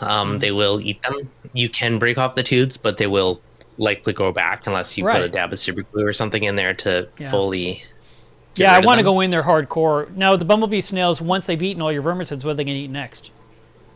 I don't know. I have one in my tank, and he's been there for ages, and I have no vermitids, so I'm assuming he's doing a good job. You have one in your tank? Yes. And you told me to put an army in mine? I see how you give out the advice. Nothing bad happens in my tank. I have one. Yeah, but I don't have an issue because I have one. All right. If I had a ton of them, I would probably have a handful of bumblebees. But anyways, they're just good general snails, but they do go after them. I did a stream with Mike Paletta way back in the day, and I vaguely recall him using some kind of like a coral snow type of dealio, some kind of a calc thing that he claimed helped reduce a bunch of them. Yeah. There's probably more to it, but that's the small tidbits that I remember. But anyways, break them off. If you can add a little dab of super glue or something to seal it off, I mean, that would obviously stop it. Yeah, I knew that works too. Or just add a bunch of bumblebees and hopefully they go away eventually. Richard Ross has a technique where he goes in with dental tools and he literally breaks the entire... He gets the tube and then he goes for the base and breaks that off too and removes it, you know, so that the creature's gone from the tank. And yeah, that's more invasive, but at the same time, you're literally getting rid of it. Sort of like when you want to get rid of Aptasia and you go in and you scrape and you keep scraping until you get all the meat off. You don't want to leave anything behind, then it's gone. But if you leave anything behind, that's a whole other thing. How did your laser experiment go with that? I remember you had a hardcore laser and you were doing that for a while. Yeah, I was doing it for a while, but it just seemed like they still kept coming back. And so I switched to the F-Aptasia, and that stuff works perfectly. It's such a good product, and it just eliminates it completely. There's 2 in my new tank that I got the live rock from the ocean. And originally there was 3 in the tank, and I killed those 3. And then in completely different spots, these other 2 emerged. And I'm like, I'm just thinking they were there from the beginning. I just didn't see them. So I'm going to go and tackle those 2, and then the tank will be Aptasia free again. And I feel like it would work just as well in my reef, but it's not going to do a magic trick with my vermitids. It would be fine with some Mahanos if I wanted to do that. My biggest concern always in the reef tank is whatever you're doing, that you don't hurt the corals nearby. And as the tank gets more and more full, it's harder, not only just elbows in the tank and breaking stuff as you're reaching in and twisting around stuff, but just that whatever you're using chemical-wise, would it blow off and land on something else and just wipe that out because you didn't wait long enough for it to harden? I am a big fan of the F-Aptasia. I think that stuff works really well. Yeah. I highly recommend it. I've had people tell me, no, it didn't work, or this, like, then you didn't use it right. Because I will get any Aptasia, any orientation. It doesn't even matter if it's upside down. I will still kill it with that stuff. Yeah. No, I found that worked really well. For out of all the products you can buy, that's the one I'd suggest. Now, I also have a copper band in each tank, so I don't see Aptasia anymore, which is great. I have in the back corner of my tank a frag tray that's sitting on the sand that has some corals on it, and underneath it are Aptasia because the copper band can't get to them. I mean, at all. And so, like, the day I pull that tray out, maybe they're attached to the tray and they'll just come with it. Or maybe they're on the sand and then the copper band will take care of it. But either way, they're not going to live long, that's for sure. Yeah. Yeah, I agree. What are they called? Bergia work really well too, but they take a while, and especially in a big tank, to build up an army, and you got to make sure your wrasses don't eat them all on you. Oh, I wanted to ask you about that. So you did a video a long time ago about the Bergias and how they in time lapse, and it was really awesome. Did you do such a video with your bumblebee snails? No, I have not. Deven. Because he's just been in my tank for ages. Thanks for being on the show, guy. I'm kidding. Well, you have all these vermintid snails, so get one, put it in a tank, and see what happens. Just put them in like a little jar. I'm not going to dedicate my iPhone to time-lapsing these stupid snails for that long. I need my phone. Don't you have an old one? Yeah, I probably do. Yeah, just use I'd an have old to one, plug set it it in up on a and time lapse charge it. overnight, and see what you got the next day. Yeah, it's Kind of fun. Yeah, Yep. it's not a bad idea. Let's see. Aw, Ray says their daughter's first word was fish. That's awesome. Yeah, that's awesome. Fish. On that note, how was the little guy's birthday the other day? The little guy. So Deven didn't know I was a dad. Deven also didn't know I was a granddad. So when Deven said, "How old's your son?" I sent a picture of my grandson to him, and he's like, "Aw!" And I was like, "That's my son's son." And he's like, "Oh my god." Oh, I feel like I probably was told that at some point and completely forgot about it, and I was like, "Yep." So then I went to get a haircut. Good. Styling. And the lady said, "Oh, how old was your son?" And I said, "He turned 36." And she's like, "How is that possible? You're 36." I was like, "Thank you." Thank you for noticing. It's just a simple thing. You know, my dad told me a super long time ago, whatever you do, don't grow old. So I'm just doing exactly what he said. I'm being obedient. The one time in my life I'm listening to him. Don't grow old. Well, I mean, solid advice. I just started counting down for birthdays, so a little younger every year. So you're going back towards 0. Yeah. Oh, It's good. that's interesting. I can't wait to see you at your 0 year. That's funny. That's when I'll let the kid take over and start making videos. I've been 39 for a really long time. It's a good age. Yeah. Well, my dad was 39 forever. And perfect. every year as his birthday, I'm like, "Oh, happy birthday. How old are you now?" He goes, 39. I'm like, "Man, you've been 39 a long time." He goes, "Right." So the irony is that, now when I have a birthday, my dad's like, "You're this many old." And I'm like, "What? How dare you? I'm 39, And he's like, "No, you're not." And I'm like, "Why is it okay for you to say it, but I can't say it?" So don't grow old. Be 39 forever. That's what I recommend. Stay 39. Check. Noted. Yeah. See what I can do. I mean, it's a good number to stay at. I'll take it. Okay, so David has a thing. I need to rant about this. Deven, if you want to chime in, you can. If you want to just be Canadian and nice and not chime in, that's okay too. But love my tank under blues, but I am the only one who feels like it bothers my eyes. I've never heard anyone mention it. So actually, lots of people mention it, and what they're saying is, the blue will destroy your eyes and you're putting yourself at risk. And that's not true. Now, I got into a thread about this today, and this one woman said, "How can you prove it's not ruining your eyes?" And I was like, because it's not a blue tanning bed. I'm not lying directly under the light fixtures looking into the LEDs 12 hours a day. I'm walking to my tank. It's pretty. It's blue. I have a canopy part over the top to keep it from blasting me in the eyeballs anyway, and I enjoy my tank. I'm looking at it for a few minutes, or I see it from across the room. I'm not sitting there bleeding my eyeballs with a blue spectrum. But be that as it may, you walk into fish stores and these guys have blue tanks everywhere, and yet you don't see employees suffering with eye damage. It's just not a thing. And people are trying to put it out there like, "Oh, this is a whole thing, and there was a study done about blue light." There's way more risk of you staring into the screen of your iPhone or your Android.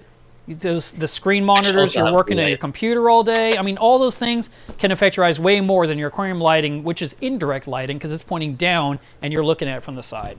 So no, you don't have to worry about your blue lights. But if you feel like it's bothering you, put up a light shield around your top of your tank. So you literally just have the tank itself lit up. I actually built that on my water box more for the baby, so that there wasn't all the light spill going to their eyes. So I've been prototyping some stuff around that. And trapping in that light spill actually makes your tank look so much better. Because, I don't know, Deven, when I'm filming, if I'm in the back of the tank and I'm holding the phone up like this, I usually have my other hand like this to kind of keep the blue light from hitting the lens of the camera. So the tank looks okay. And so sometimes you see my finger appear because I'm doing, trying to just keep it off the lens, But if you can put something up, some kind of a skirt or a 3-sided canopy that slides the top of the tank, you'll actually like your tank a lot better. You won't see the water line. You won't have the light bleed in the room. And all the focus is in that area of glass you look through, and you'll really enjoy it. Mm-hmm. All right. Yeah. No, I agree. The shimmer of the tank. I'm so far behind in this chat. I'm bringing up all these old messages. Devin's probably on the latest comment. I am. Let's see. What do you call a fish that David beats up pests? says- A cod fodder? That was When actually you a good one. change your tank light spectrum for video, is it similar or lower intensity? I would be scared to do anything drastic on my tank. The slightest light change and corals are mad. That's No, not the it case. doesn't. They don't care. That corals don't get mad. That's all in your head. You might say they're mad, but I doubt they're angry. If you're making a drastic change for your forever schedule, yeah, they'll be mad. If you do it for 20 minutes, they're not going to care. Yeah, and my tank's like this for Short-term's 2 not a big hours. issue. It doesn't affect it at all. You know, think about this. If you're wanting to work on your tank in the evening and your lights are about to turn off and you go into your app and you're like, full intensity, because I need to see what I'm doing. Your corals aren't going to get mad. If they get mad, it's from you in there doing stuff, you know? But just to change the light spectrum in your tank, or like my tank, it's not a lower intensity. I've switched off the blues and the fuchsias and the purples and the whatever. My tank's actually pretty yellow to the eye, but it looks okay. I'm going to angle this thing up slightly here just for a second so you can kind of see. Let me switch my thing to solo, like Han Solo. So there's my tank right there. It's going to keep trying to put me in the frame, though, unfortunately, because center stage is like somehow frozen on my screen and I can't get it to go away. But you can kind of see my tank there. Stop. Anyway, the corals are completely fluffed out and happy right now. That's all I can tell you. So, all right. Happy as a clam. Happy as a reef. But no, your lighting spectrum will not change things that drastically. Yeah, especially short term. Like when I do my weekly live streams, like if I have a guest, like I green screen it. So I have a whiter schedule that I flick on, like live stream mode for my tank, which brings it up to more just white light so that the blue doesn't mess with my green screen. I do that every week. They don't care. It's fun. Yeah, you should not. Your corals should not be mad. I think it's completely in your head. They'll survive. Vroomy made it to the live stream. Dun, dun, dun. It's early morning in Australia. Good morning. And they said, love all your videos. Mark, keep up the excellent work. Thank you very much. I appreciate that. I'm even doing a stream with a headache. It's not my favorite thing to do. Doing a fine job. I can talk quieter. Somebody just thumbs down me. I'm like, well, it's a headache. What can I tell you? God, my head. It's really my neck. So, but it always is. You need a massage chair next for you to get your streams. One of the massage. I need the Terminator spine. Just put the whole thing in me and just fix me. And I'll be 6'1" too. Nice. 6'1" and 39 forever. That way I can look you eye to eye. Not like this, Deven, how are you? Hello, Mark. That's literally how he greets me. Hello, Mark. Hello. Bring your soapbox.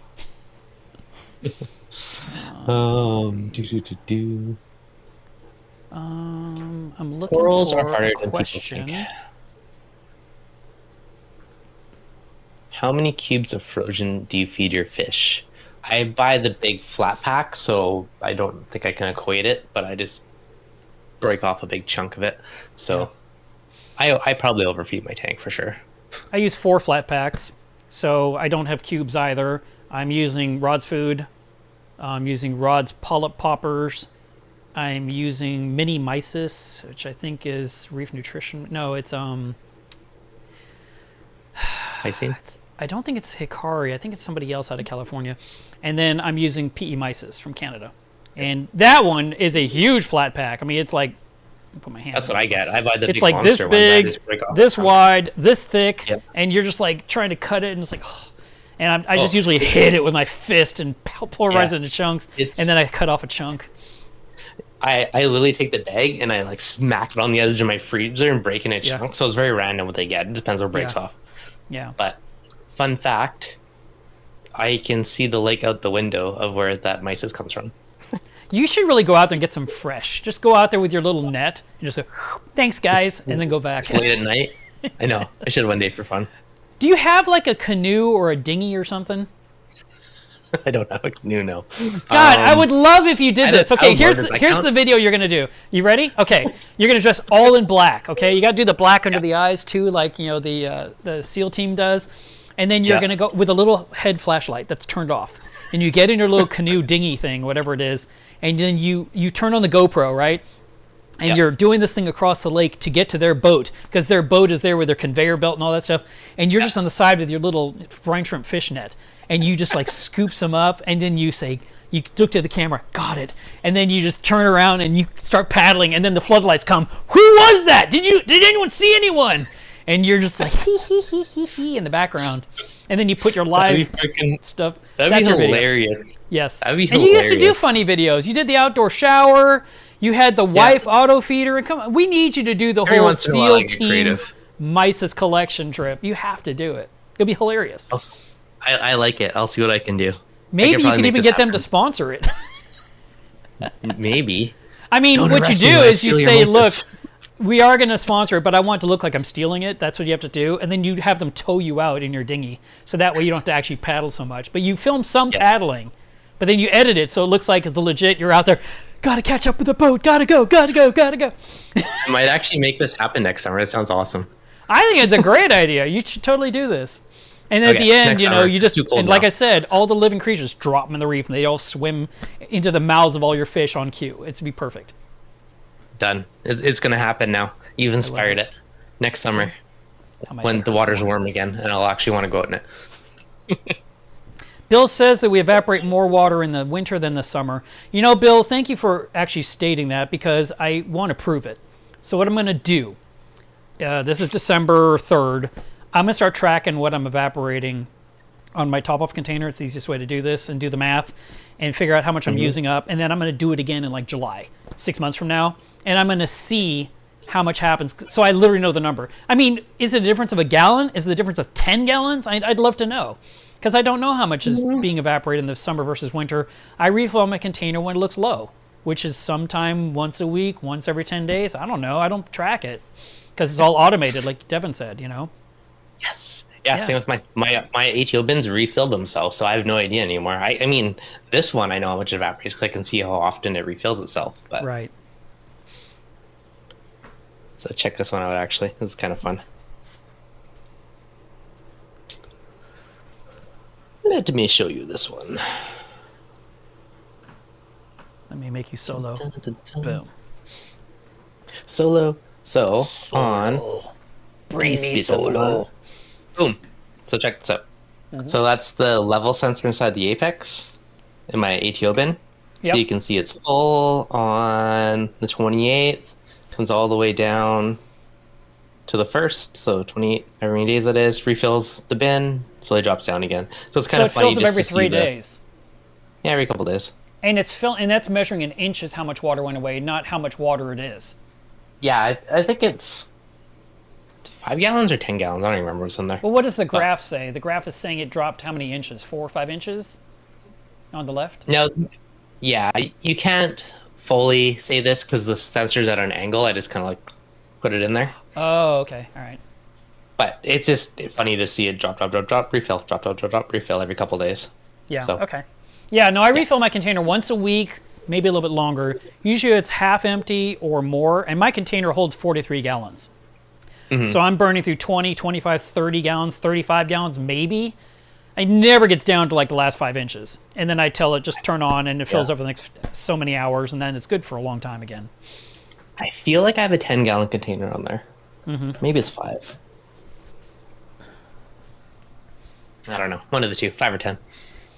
Okay, so we have another question. Vroomy asks, what are your thoughts on starting my reef with Marco Rock in the display, with live rock in a dark area of the sump, introduce good bacteria with trying to limit the photosynthesis? Sure, that will work. You're putting good bacteria in your tank. That water is flowing through it to distribute in your system. So, yeah. My question is, why is your live rock in the sump? I mean, it's the good stuff. Put that thing in the display. I'm assuming because he's worried about algae or other stuff spreading to his tank. But that's the good stuff. That's my guess. Yeah. Algae? Oh, yeah, more of that algae. I understand his logic of why he's doing it, and I'm fairly certain it's just to not have algae and stuff in the tank. If it's in the dark, you're not feeling that photosynthesis for it, but you're still getting the bacteria. Yeah. No, I think that'll be fine. Just realize that your Marco Rock's going to take a long time to get established. It could be 9 months, 12 months to where, you know, things are really starting to settle in and look good, and the coralline is starting to encrust. Where with live rock, you just speed that up by like 5-6 months. So that's why I like. I mean, I set up Caitlin's Reef with just live rock, and it was a simple thing. I had it shipped to me overnight. I went in, and after I don't know, the 3-week cycle, I put in my first fish, and then the next week I put in the next fish, and it's been running ever since. And there's the only thing that tank has right now is live sand, live rock, and water changes. And the last month I just had so much going on. I didn't change water until when I did my big water changes the other day. And I'm really glad I did it. The tank needed it. But I mean, I really rely on that tank being healthy by changing the water weekly, and I just hadn't done it. I made my giant container full of fresh water, and I didn't spend the time to put the salt into the container because it takes me 8 trips up a ladder, to put in 88 pounds of salt into the water, and I just didn't feel like it, or I kept saying I'll do it tomorrow, or it's too cold tonight, or I'm too tired, or whatever. I had 1,000 excuses. And finally I was like, that's it. Just do it. Just do it right now. And I did it. And then a day later, I checked it, and the water temperature wasn't right. So it got too warm. So I adjusted the heaters down a little bit to a lower point and waited another 24 hours, and the temperature was perfect. Alkaline was perfect. Salinity was perfect. I was like, do the water change. And then I poured my milky water, and I was like, So an advantage of auto water changes, you don't really care about the temperature if you do small daily ones. You don't have to spend the extra energy on heating it and everything else. Yes. But if you're doing a big one, then you definitely want to mash it up. Yeah, I changed over 100 gallons a day, probably 100. Actually, I think I used up almost 150 gallons of water. Oh, that's between a big water the 3 change. tanks. I did 10 on Caitlin's Reef. I probably did 30 on the frag system, and the bulk of it was, of course, on the Reef, where I took out all the water out of the skimmer section, all the water out of the return zone, and then I sucked out about this much water out of the Reef itself, and then I just refilled everything. Nice. So that whatever that was, and I want to do another water change and then refill my container again. But now at least I can do some changes on Caitlin's Reef again, like I'm supposed to, because I do like to do those weekly. I feel like it's something she would have done. Yep, that's good that you're keeping it up. Keep up the schedule. Jason Langer is being funny. I'm reading a comment about me reading the comments. Yes, you are. Let's see. Jason wants to know if I put my tree up yet. I have not. I actually went to go buy the tree. Oh, that's the wrong comment. Let's try it again. I went to buy the tree because Costco does a thing every year where they bring in live trees, and you have to be there that day because they all sell out and then the truck's gone. Yeah. And so I went there and I said, hey, I haven't seen this truck. And I was like, no, there's not going to be a truck this year. And I'm like, what are you talking about? Apparently there was a fire in California and it burned down the Costco Christmas tree farm. So they said, we don't know if they'll ever come back. I'm like, well, what are you talking about? They grow trees every year. I'm sure it's not, unless it's just, you can't grow anything out of soot and ash possibly. But anyway, no trees at all. So I got to go somewhere else to get a tree because I don't like the fake one. I like a living one. I grew up with fresh trees when I was in Switzerland, and we decorated that, and I love the smell. And then my grandmother would always take like a branch off and throw it in the fireplace, and it would crackle and smell really good. So I want a live tree again, and I'm gonna have to go find me one somewhere else. I got a fake one. Has all the lights on it. Plunk, plunk, plunk. Would you done? Yeah, it's so. Ugh. Sorry. I mean, I was talking to someone the other day, and I said they were talking about how much they love their fake tree. And I said, those things are like $500. He goes, yeah, if it lasts me 5 years, it was money well spent. I was like, why wouldn't it last you the rest of your life? I mean, how does it go bad, right? I mean, you'd have to really knock it over in a lot of Christmas parties to destroy it. Yeah, this should be last you a lifetime, you think. Yeah. Until you miss the smell. But I mean, you could just go buy some branches, add it around your tank, send up the house. All right, here's my cure for my neck, apparently. Why did the chicken cross the road to pop his neck and get stuck on the other side? Okay. I saw one earlier. They're like, what do you call I think the same guy mentioned in the chat. It's like, what do you call a fish that harasses or eats something else in the tank? Is like a cod father. Oh, God. That's a good one. Like, that was actually kind of cute. Yeah. Reef with me. This is Mina. He asks, Deven, what's your take on the KFC dip method? Is it a go-to dip method for most LPS, or would you suggest a different method now? What are you thinking these days? I think it worked well, and I did it on a bunch of torches, which some of them were receding, and they stopped receding after I did it. So It's basically an antibacteria sledgehammer approach, which kills off any bacterias on it. Yeah. And in theory, you're getting rid of the ones that are making it not happy. So I did it every day for like I think I did 4 or 5 dips over a week, and Yeah. none of them have reseeded. And I wouldn't say they've magically are a bazillion times better now, but I haven't lost any head since then. And Why is it called KFC? Because they like the chicken hut. No, I think it's AFC Corals that sells it or came up with it. Okay. Well, I was thinking maybe it's the different initials like potassium, Kung Fu iron, Corals. and No, it's Kung Fu calcium? Corals. That's what it's their initials. oh, Kung Fu corals. Okay. Yeah. Yeah. Yeah. I have. But not there's tried also that. the chicken place called KFC, and that's the pasta I had every time I read Yeah, I've it. heard of them. Yeah. Been around a long time. Chicken Reef hut. Keeper says, we're going to go back to Ephaptasia for a second. The only thing about Ephaptasia is that it takes a lot to cover the Aptasia. I go through that bottle super fast. I wish I'd got the giant bottles. Always buy I the actually 2 ounces. only sell the large bottle because I felt like if you're Good. going to spend the money to have it shipped to you, just get the bigger quantity so you have a decent supply of it. But it still is just double the size of the smaller one. So if you're talking about like a super bottle, I don't believe that's ever going to become available. But the bottle I sell is $25, and I don't know. I've used it on occasion. I've probably used 2 bottles in 2 years. It didn't seem like it was a big expense. I use more Phosphate Rex than I do Ephaptasia, that's for sure. And Ooh, on that then note, I didn't change my GFO. Panopolis says, I had a problem. I got rid of the red cyanobacteria, but now I have the green cyano. What should I do? Same principle. Chemi clean. Same thing. Just do it again, and that way you get rid of the green version. In my old tank, the stupid green one taunted me for like 6 months until I finally used Chemi clean, and then it was just gone after that. Yep. Just like that. It's amazing, right? Yeah. Why I know. wait? I was so reluctant for so long until I finally said screw it, just did it.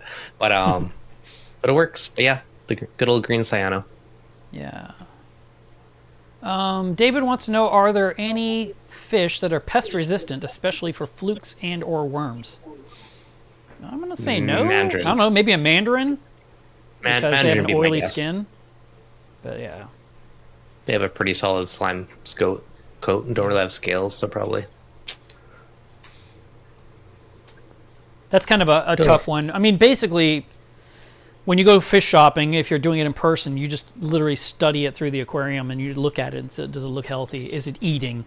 Are the fins torn? Are there splotches on its body? If it looks perfect, flashing. buy it. Yeah. And then the smart move is to quarantine it and observe it for like 3 weeks. And if you continually see a nice healthy fish, move it in your tank because now it's safe. That being said, I just use safety stops. So I see a beautiful fish, it goes through a 2-part bath, which takes a couple hours, and then it goes into my reef. And I've been doing that for the last 12 years and had pretty good success. So I never don't used have it. Safety major stop. fishes. It's so easy. I love it. Yeah. And it costs so little. It's $5 for a packet, And it works well? You're happy? Yeah, it doesn't do internal parasites. It does all external parasites. And Okay. it says specifically on the package, do not use it with a fish covered in ick. So if the fish is already infested, you would not put it in there because it would probably kill the fish, I would assume. Why else would they say that on the package? But, for just as a preventative method, the first part is formalin, and it's a 45-minute bath at a very specific amount that was determined by a vet more than a decade ago. And you put in an air stone, and I put in one of those little heaters that kind of looks like a credit card. It's rated for like 5 gallons, and I have 1 gallon of liquid. And 45 minutes later, I will then scoop it out, and I move the credit card heater and the air stone to the other part, which is methylene blue, which is like 200% oxygen. And the fish goes through that for 45 minutes, and then I scoop it out and I put it in my peacemaker, where it's inside the reef tank where it can see everyone can see it, but I don't set it free for 3 days. And I've been doing that, like I said, since 2010. And that's worked for all the fish I've added to my tank. And I don't get a lot of fish. I was trying to figure out how many fish I bought in the last year. I think I bought 6. I think that's right.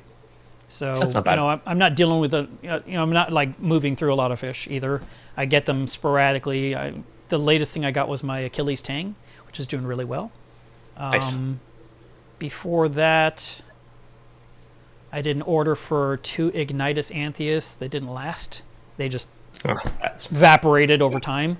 and a have to little Google tiny. those and what I they got look this. like. They have a red stripe on their cheek.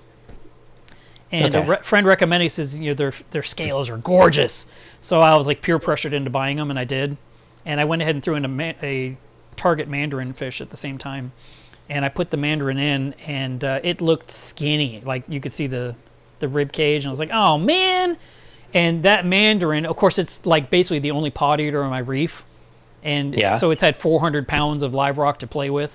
And it's nice and plump. It's doing good. So I'm really happy about that. But it was a bummer to lose the Anthias. Yeah, that does suck. They're tricky. I mean, with any Anthias, you got to feed them a lot. Yeah. And if you're not feeding 2-3 times a day, Anthias may not make it. It just depends. But they are very active fish. Yeah, very active.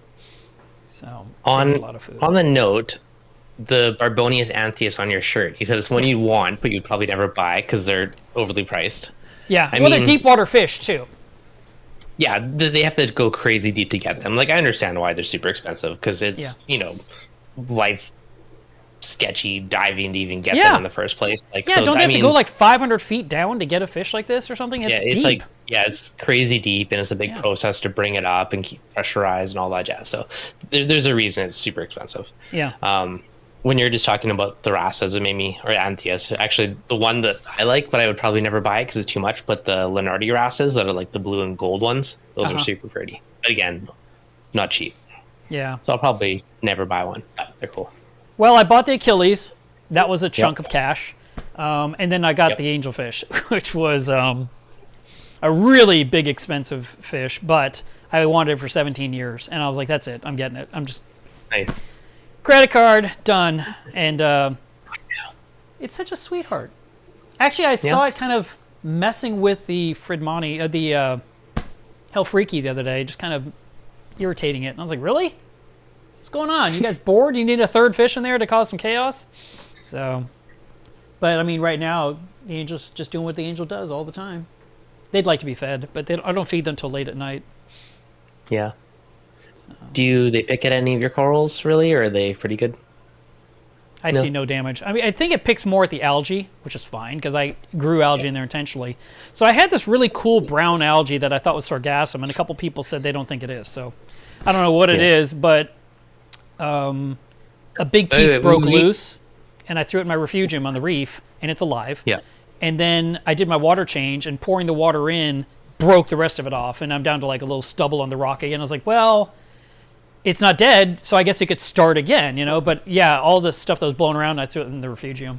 So it's down there right now, I think. We need to revisit this comment. Did you actually intentionally growing algae on side of your reef tank? Inside the little Caitlin's reef? Yeah, you're like, I'm intentionally growing algae in there. Okay. Yeah, I thought she would have done that. She would have done like a little planted reef. And I just felt like this was... I mean, the stuff was... Everything in there came off the rock. It wasn't like I went and bought some and glued it on. I did try some flame algae, and 3 different times it kept getting stuck in the Nero 5. And finally I realized the angelfish is literally tearing it off the rock and sending it loose. And I was like, okay, I give up. And so that one plant it doesn't like. But the little red bubble algae that looks like little trees, really pretty. I forget what it's called. And I like it a lot. I saw it crop out of the rocks. I thought, that's awesome, yeah. And I'm slightly tempted to put in some of my feather caulerpa just because it's pretty, but it's so invasive, and I don't think I want that taking over that tank. That right now, the tank just looks like a nice little balance. Yeah, if it's like the slower display refugium type of stuff, algae, yeah, you're good. But feather caulerpa, that will definitely take over. It's a bugger to get rid of it once it is. See, the camera's trying to find me now. There we go, I give up. Lost.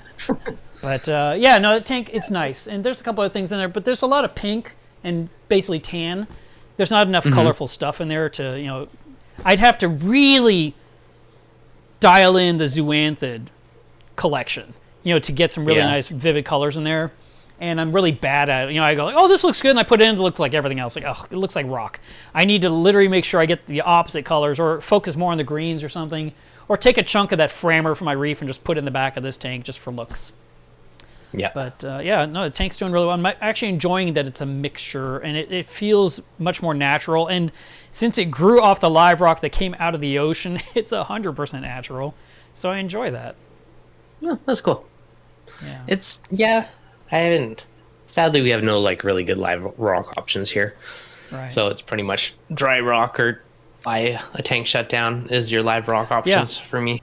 Yeah, exactly. If you can buy it locally and just cure it yourself or keep it in a barrel of salt water for months on end, you will then have this amazing rock to put in your new tank, and you'll be super happy with it.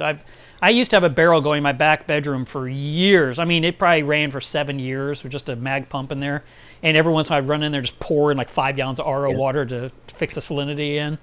And no light on top, just circulation and rock. That's all it was. And I put all that rock in this 400-gallon behind me, and that was my aquascape. My first ever reef tank, I bought the live rock off some guy off like Facebook or whatever. And I go in his basement, same thing. He had this like 200-gallon glass tank just piled full of live rock. Yeah. And the one lionfish in there. This big thing in there. So I'm in there trying to find cool rock without him stinging me. Yeah. But yeah, this is my original one, was my semi-live rock anyways from there. Well, I'm glad you didn't get stung.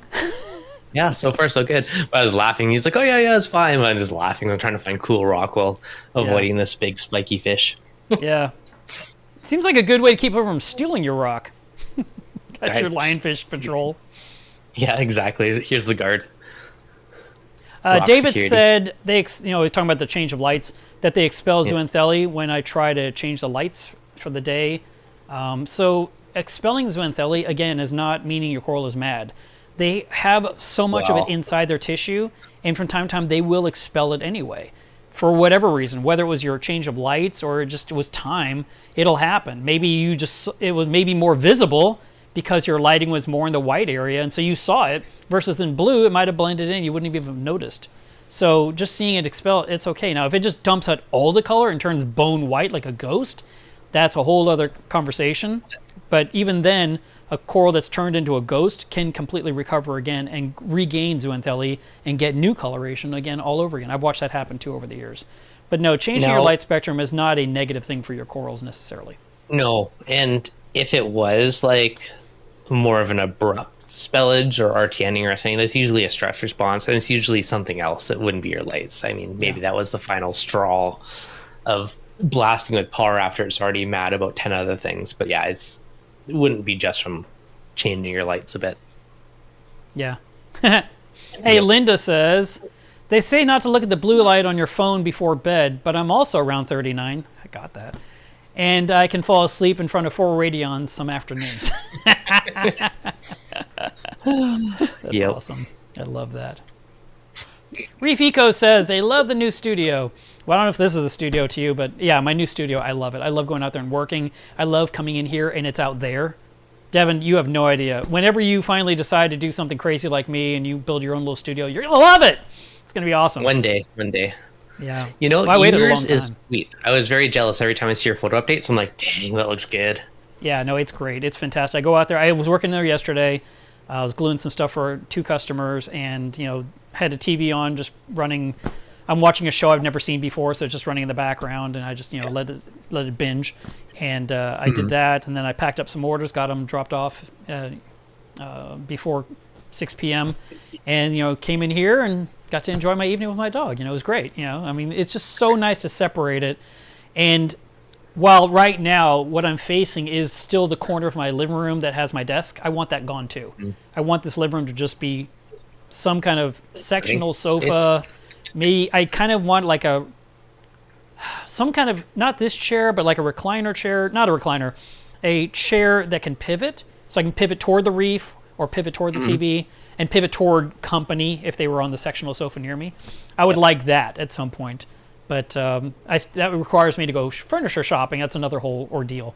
Haven't done that yet. Just get one that spins. You'll be good. Yeah. Let's see. Reef Keepers give me good news here. Talking about the spine. I've had fusion, total disc replacement, and something I can't even pronounce. Foraminotomy. Still in pain every day. Not fun. Yeah. No, I'm hurting. I did ice earlier. I should have taken some pills. I did not. I'll do ice again as soon as we're done with the stream. As soon as Deven hangs up. Thanks. Click. What a guy. I like to make it Jeez. seem like it's your fault. It's like, You God, do. Devin, Thank you for Jesus, that. can't You're so you end kind and this loving. thing? Just end this thing already. Come on. What are you doing? See if my camera will find me. Let's Question. see, any other There's a question in the chat for you, Mark, from Jim. Can you recommend a testing tracking app? Ooh, I like that. That's a good question. How did I not see figured you that? Because might. I'm not scrolled all the way down yet. But I love using Reef Trace. Reef Trace is a wonderful app. It does exist for iOS and Android. I think it works better for iOS personally because that's the version I use. And not only does it track all your water parameters as you enter them in, it also has an LFS locator that will find any fish store near you within 45 miles. It has the creature ID section. It has the notes with the reminders and the notifications. And I mean, you can track when you dose something or when you replace something or when you refilled something or when you installed something. And you can literally take a picture of whatever that is so you have a visual along with a title and a description. And like I said, you can then send it to like remind you to change the carbon once a month or something like that. It's got all those nice features built in and a ton more. And it's just great. I love the way it looks. It looks so much better than it did when it came out 3 years ago. It's completely different and so much better than what it was. So I would recommend that. Perfect. There you go. Yeah. I figured you'd have a nice detailed response for that one. Yeah.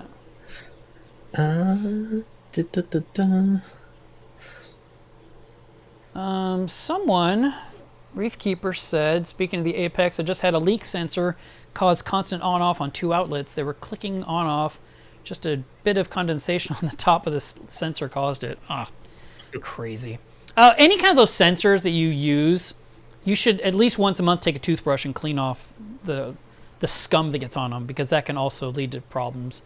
But having a sensor trigger like that, the clicking on and off frequently, you may need to put in some kind of a defer statement. Devin might have some advice in that regard. Yeah, defers are good. I love defers. So it basically won't trigger unless it's on for more than 30 seconds or something like that. Yeah. So you can say defer, 00:30, then on type of thing. Yeah. Now, on that note, that just popped into my head because I replaced some of my optical sensors with some of the tape level sensors, which, again, might be a good idea because there's less maintenance of cleaning like an optical sensor. Yeah. They'll be less susceptible to stuff build up because it's more using the pressure around it rather than Right. the reflection. Yeah, I'm Never wondering thought about that as a benefit, how but hard it it's is going to be now. to clean those. I've looked at one, and I know the stuff that gets in my sump. I see it. Yeah. The like this much, literally this much, of the top of my water line looks like oily. It's probably from the PE mysis, I guess. I don't know, but I have to literally wipe it off once a month. And that same stuff has to be, it's on the body of my skimmer, it's on the side of my reactor, it's on the side of the carbon reactor, it's on the sensors, it's on the float, it's on anything that's in the sump. So I wondered, with that levels sensor from Apex, it's a ruler inside a sleeve that's open that lets water in, right? Yeah. So I would think the inside or the outside would get dirty. So while you might get a reading, but I'm wondering how filthy it would become in my system. Is that something I can put a toothbrush into? I don't think you get the surface scum, right? Because it's already in the tube, right? So the water would be coming in from underwater already. So I think you wouldn't be as bad. But yeah, you'd have to use like a bottle cleaner, like one of those little like pipe cleaner type of dealios to scrub it. Yeah. With that being said, even if it was dirty, in theory, it would still work because it works off pressure rather than anything. Yeah. But like on mine, like I don't even care what the number is. Like I literally, like I don't even think I'm bothered calibrating mine. I'm like, what's the value at the lowest point that I care about? What's the value at the highest point that I care about? Right. And then, I can set an alert if it's an inch higher than whatever the high point I said and automate off certain levels. Yeah, I haven't used one yet. I was going to. I ordered a bunch for my shop, and I thought, well, what's the one that's popular? And it says 15 inches. Like, okay, great. So I ordered a bunch. And can't use them. My tank needs like a 25 inch. I was like, oh, of course. And, I'll have to place a separate order for a much longer box, obviously. And then if I order these longer ones and I have to ship them to customers, I need to own longer boxes as well. So it's sort of like, oh, man, I was really hoping I could put these in some of the boxes I already own. So I haven't actually tried one out yet, but I plan to. Reef with Me also asks, how high do your phosphates have to reach before you use Phosphate RX? Usually my phosphates are 0.5 to 0.75 is when I use Phosphate RX. 0.5? My tank, I let it get up there. And then I knock it down to something reasonable that's like 0.1. I have no fear of phosphates. I never have, and my tank is pretty, so it works. I'm checking what mine are now. In my mind, I'm like, oh yeah, I should change my GFO for at least a month now. Yeah. On the water box. Do it, lazy new dad. Eventually I'll do it. Yeah. They are 0.125.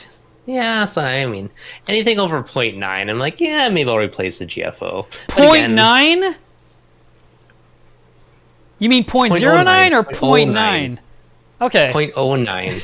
0.03 to 0.09 is my happy zone. That being said, it's been 0.125 for a while now, and I've been too lazy to do anything about it. But eventually, yeah, because you were making eyeballs when I said 0.75. You're like, yeah, when it gets to 0.9, I changed the GFO. I'm like, 0.9?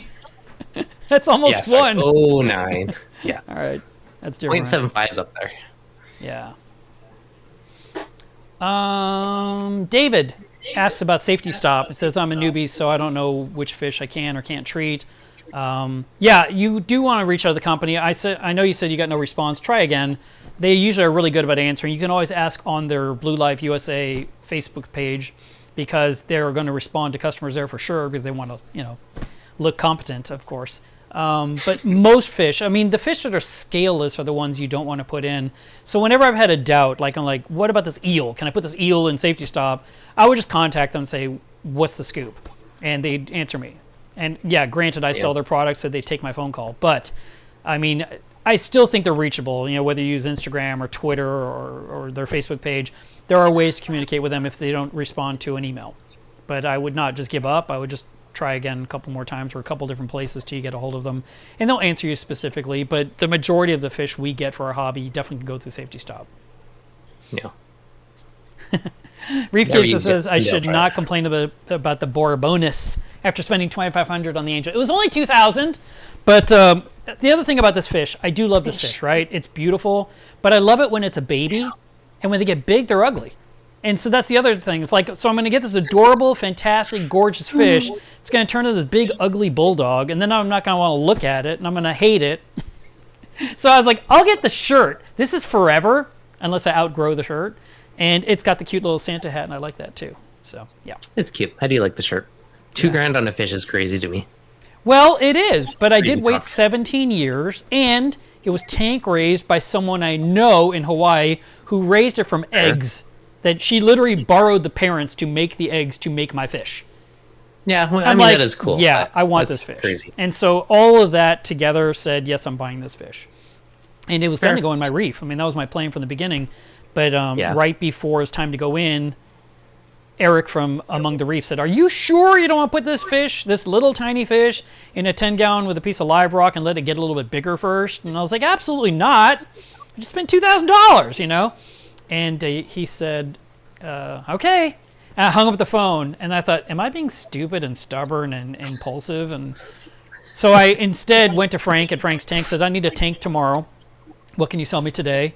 And then I spent another $2,000 to set up that tank. Between the tank, the stand, the rock, the sand, the light, the pump, the heater, the air stone. This is a $4,000 fish now. No, yeah, that's true. And now it's got the Hydros controller on there with the battery backup to keep the air pump going if the power ever goes out. $5,000 fish kit. So yeah, it's becoming more and more valuable. But it's I love it. It's so pretty.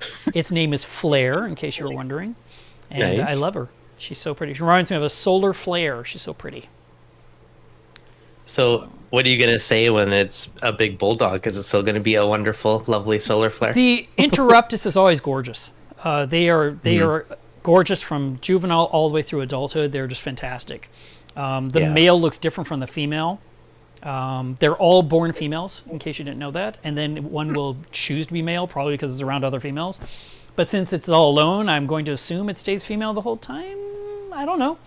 Yep. And I don't plan to get it a friend. I think it's just going to have to enjoy the reef. And hopefully not have any big surprises like, oh, I love LPS coral or some crazy thing. I think the fact that I'm feeding it regularly and it has food should curb its desire to destroy a reef. I would agree. Because I know it's been in reef tanks in the past. That's how I learned about it, because people had it in the reef. I was like, what is that fish? Oh my God, that fish. And, you could never buy one, Devin. It was just never available. And if you saw a post like, this is available, sold out instantly. And you're like, you're there 3 hours later. Do you have this? I'm like, nope, that's gone. That was gone in the first minute. Like, Taylor Swift tickets. It's just gone. So I was like, all right. So I was very happy to get my fish. Yeah, $2,000 is crazy, but they are beautiful though. Oh, stunning fish. I'm Google imaging them. They all look amazing. Yeah. You make me want one, but I need a cheaper one. Bot says, I broke down my 15-gallon because of all the bad dinoflagellate outbreak happening. I fought it for over a year, so I broke it down and put it in a 6-gallon with live rock. And the dinos followed me into the new tank. Well, Devin, what's your cure for dinoflagellates? I've done many live streams on this one, and videos. All right, that's it, bots. Go watch his channel. Bye. Yeah, just watch them. The thing is, it depends on the type of dinos, because some you can kill with UV, some you can't. So it really depends. Like, if I was to just take a blind hammer approach, not knowing what dinos you had, I mean, you could use UV, you could raise your silicates, you could dose hydrogen peroxide, you could do a blackout. You could literally just take the hammer approach of all the common methods and hopefully take it out. It depends on the type of dinos, which is the tricky bit. So ideally, you need a microscope or a friend with a microscope to buy, and then be able to tell which one it is to know the best plan of action. Right. Claudia says, is cleaning the sand every water change overkilling it? Or just like overkill? No. I mean, when I do Caitlin's Reef, because like I said, that tank has zero filtration other than a water change, because there's nothing. There's no hang-on back filter, there's no skimmer, there's nothing. It's an air stone, a heater, a power head, live rock, live sand, and I squirt in a pipette of food every single day. So I siphon the sand bed every single time I do the water change. And if I'm changing 5 gallons, if I get, I'm like, oh, well, 5 wasn't enough because I still have more sand bed to go, I will just go 10. It's a 27-gallon tank, so if I changed 10 gallons of water, I did almost a 50% water change on that aquarium. The biggest thing that I would add, though, is like, don't do your entire sand bed in one water change. Like, pick a quarter of it, and the next water change, do a different quarter of it, just so you're not necessarily in a bigger stripping tank. it down completely. Yeah, I mean, because it depends how frequently you're doing them, too. Yeah, it for sure. I mean, Frank's tanks, he used to do his sand bed and water changes like 2-3 times a week in every tank. It was insane. His sand was white in every tank all the time. It just looked like hills and valleys, because he did the gravel vac, right? And he just constantly had water in front of his store because he dumped the trash cans out where you park your car. And I'm just like, another water change? He goes, oh yeah, I do water changes all the time. And I was like, man, well, he doesn't do them like he used to. But, if you don't do a water change like all year long, and now you're like, today I do a water change, I'm going to clean the sand bed. I agree with Deven. Don't go all in with your sand bed and attack the whole thing, because you could unearth some scary stuff in the process. So do a quarter at a time. But if you're doing it systematically, like you're on a regular basis, yeah. And in this little tiny tank, like I said, with no filtration, for me to siphon the sand bed, I'm just pulling out bad stuff. And you can see the water's gross. I mean, it's literally doing its job. Yeah. But it's not like my sand suddenly turns hideous after the water change. If it was, then it was overkill, and I took out too much good stuff because now I have a dead sand bed. But that's not the case with the gravel vac. So I've not had any issue at all doing that. How do you feel about your sand sifting starfish still? They still don't belong in a reef way tank. Back in the day. They do not belong in a reef tank, Devin. I don't have any right now, but I did at one point. Good. I remember you going off about it. Yeah, you're not supposed to have those in a reef. Everyone knows this. Dances with Fishes, thank you very much for the super chat, and thank you for... See, look, they just helped pay for this shirt. I ordered the shirt and shipping. I was like, whatever, I don't even care. Someone will super chat me. I'm joking. I did not think that. But no, I wanted the shirt, so thank you very much for that. I will turn it into some nori for Spock or something. The sand sifting starfish, they eat differently than other starfish. So if you just look and see what they eat, you're like, oh, this is why it doesn't belong in a reef tank. Fair enough. And then you're like, okay, I won't do that anymore. No. Okay, I'm going to bug you about this one. Because they eat all the stuff in your sand bed, right? They kill it. And you're saying that's bad. But you're also saying you vacuum your whole sand bed and completely strip it. And no, I'm not stripping it. I'm taking out the waste, but I'm not like sucking out all the life out of it. I'm not removing all the bacteria. The sand sifting starfish will eat all the life out of your sand, not the detritus. It's not a detritus eater. It's a life eater. And then you have a dead sand bed, and then you have algae growing on the sand bed, and it becomes an ongoing thing. I was just bugging you because that was my same argument of not completely vacuuming the whole sand bed in one go, is because you're potentially stripping out everything out of it. So yeah, no, I hear you. Couldn't help myself. No, you're fine. You're totally fine. Yeah. Jason says he'll take my ugly bulldog when it's time. That's funny. Yeah, See. I second that. He needs a good home. Panopolis says, any tips on getting rid of multiple colonies of hydroids? You could use F-Aptasia on it if it's a good handy spot, because you could just coat the entire area. I think Richard Ross would tell you to take 2-part putty and literally putty over that area and leave it on there for a couple of months and then peel it off and they'll be gone. And then the putty's gone. I mean, good old super glue tomb too. That's what I used to do with Aptasia. Just smother it and make a little tomb and basically encase it, and it's not spreading anywhere. Or you can try to scrape them off. That's another one. Yeah. I don't think I've ever had hydroids in a reef tank.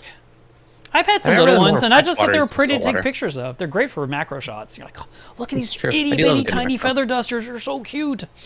But yeah, I've never had any be a problem in my tank. Yeah. All right, well, guys, I know there's more questions, but look, I got to the bottom. Let's see. Is there one left we can do here?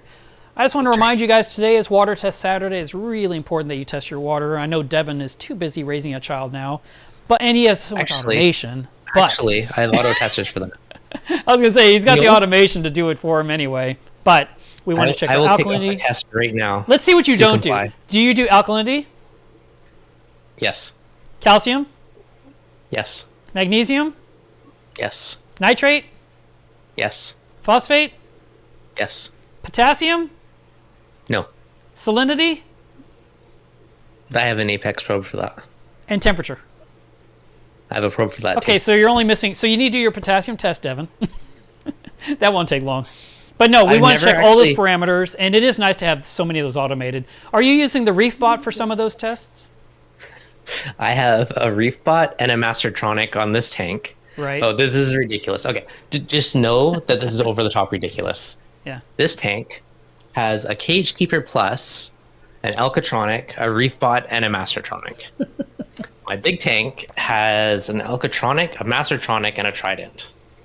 Yeah, but you have like 19 sponsors. I'm not even surprised. Well, you have to do it. You have no choice. I don't have to, but it's like... I don't think you have room under the stand for anything else. I think you pretty much maxed it out. The Mastertronic and the Reef bot are both like under my desk in the corner of it. Did you say you have the KH Carer as well? Did you get that as well? KH Keeper Plus. Oh, that's a different one. No, there's something that CoralView's released just recently called the KH Carer. Oh, that one. Okay. Yeah, so that's the KH Keeper, which I somehow found a spot to fit it on top of my dosing containers. Yeah. Yeah. Yep.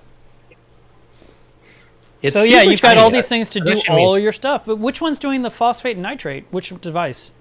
The Reef bot. The Reef bot or the Mastertronic? Oh, the Mastertronic. Actually, both of them. Yep. I didn't know that.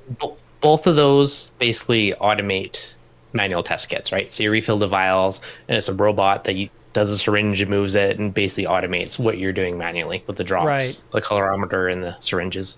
That's pretty nice. Yeah. So you installed all that, and then you got your wife pregnant, right? Strategy. You're like, now I'm ready. First. Yeah, exactly. Like everything's automated, now we're okay to have a baby. I don't have to spend my weeks endlessly testing and mad scientisting. Well, Deven, thank you so much for being on the stream with me today and playing this loose and unscripted. I think it went well. Oh yeah, it's fun. Good times. Thank you for tolerating me while my head's pounding. And I really appreciate all you guys for tuning in today and enjoying the stream. I do not believe there'll be a live stream next Saturday, so I'm apologizing in advance. But our club is doing a Christmas party on the same time that I would be doing a live stream. So I think I'm going to take next Saturday off.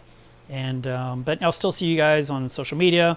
If you haven't checked out Deven's channel, it's Reef Dudes here on YouTube. He's got tons of fantastic videos. A lot of times when I had to figure something out, I just watch his video to see how to do it, which was so much easier than for me to go read a manual. I just listen to Deven.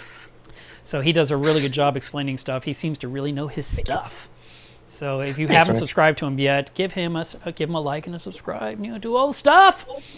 All that fun YouTuber stuff. And if you enjoyed this live stream, the Yeah, last hour or two. Be sure to hit You have that a like good time? button. Yeah, we've been on for 2 hours and 19 minutes somehow, Devin. It's a miracle. Craziness. A marathon. All right, guys. Have a great Happy weekend. Saturday. Bye. Because bye.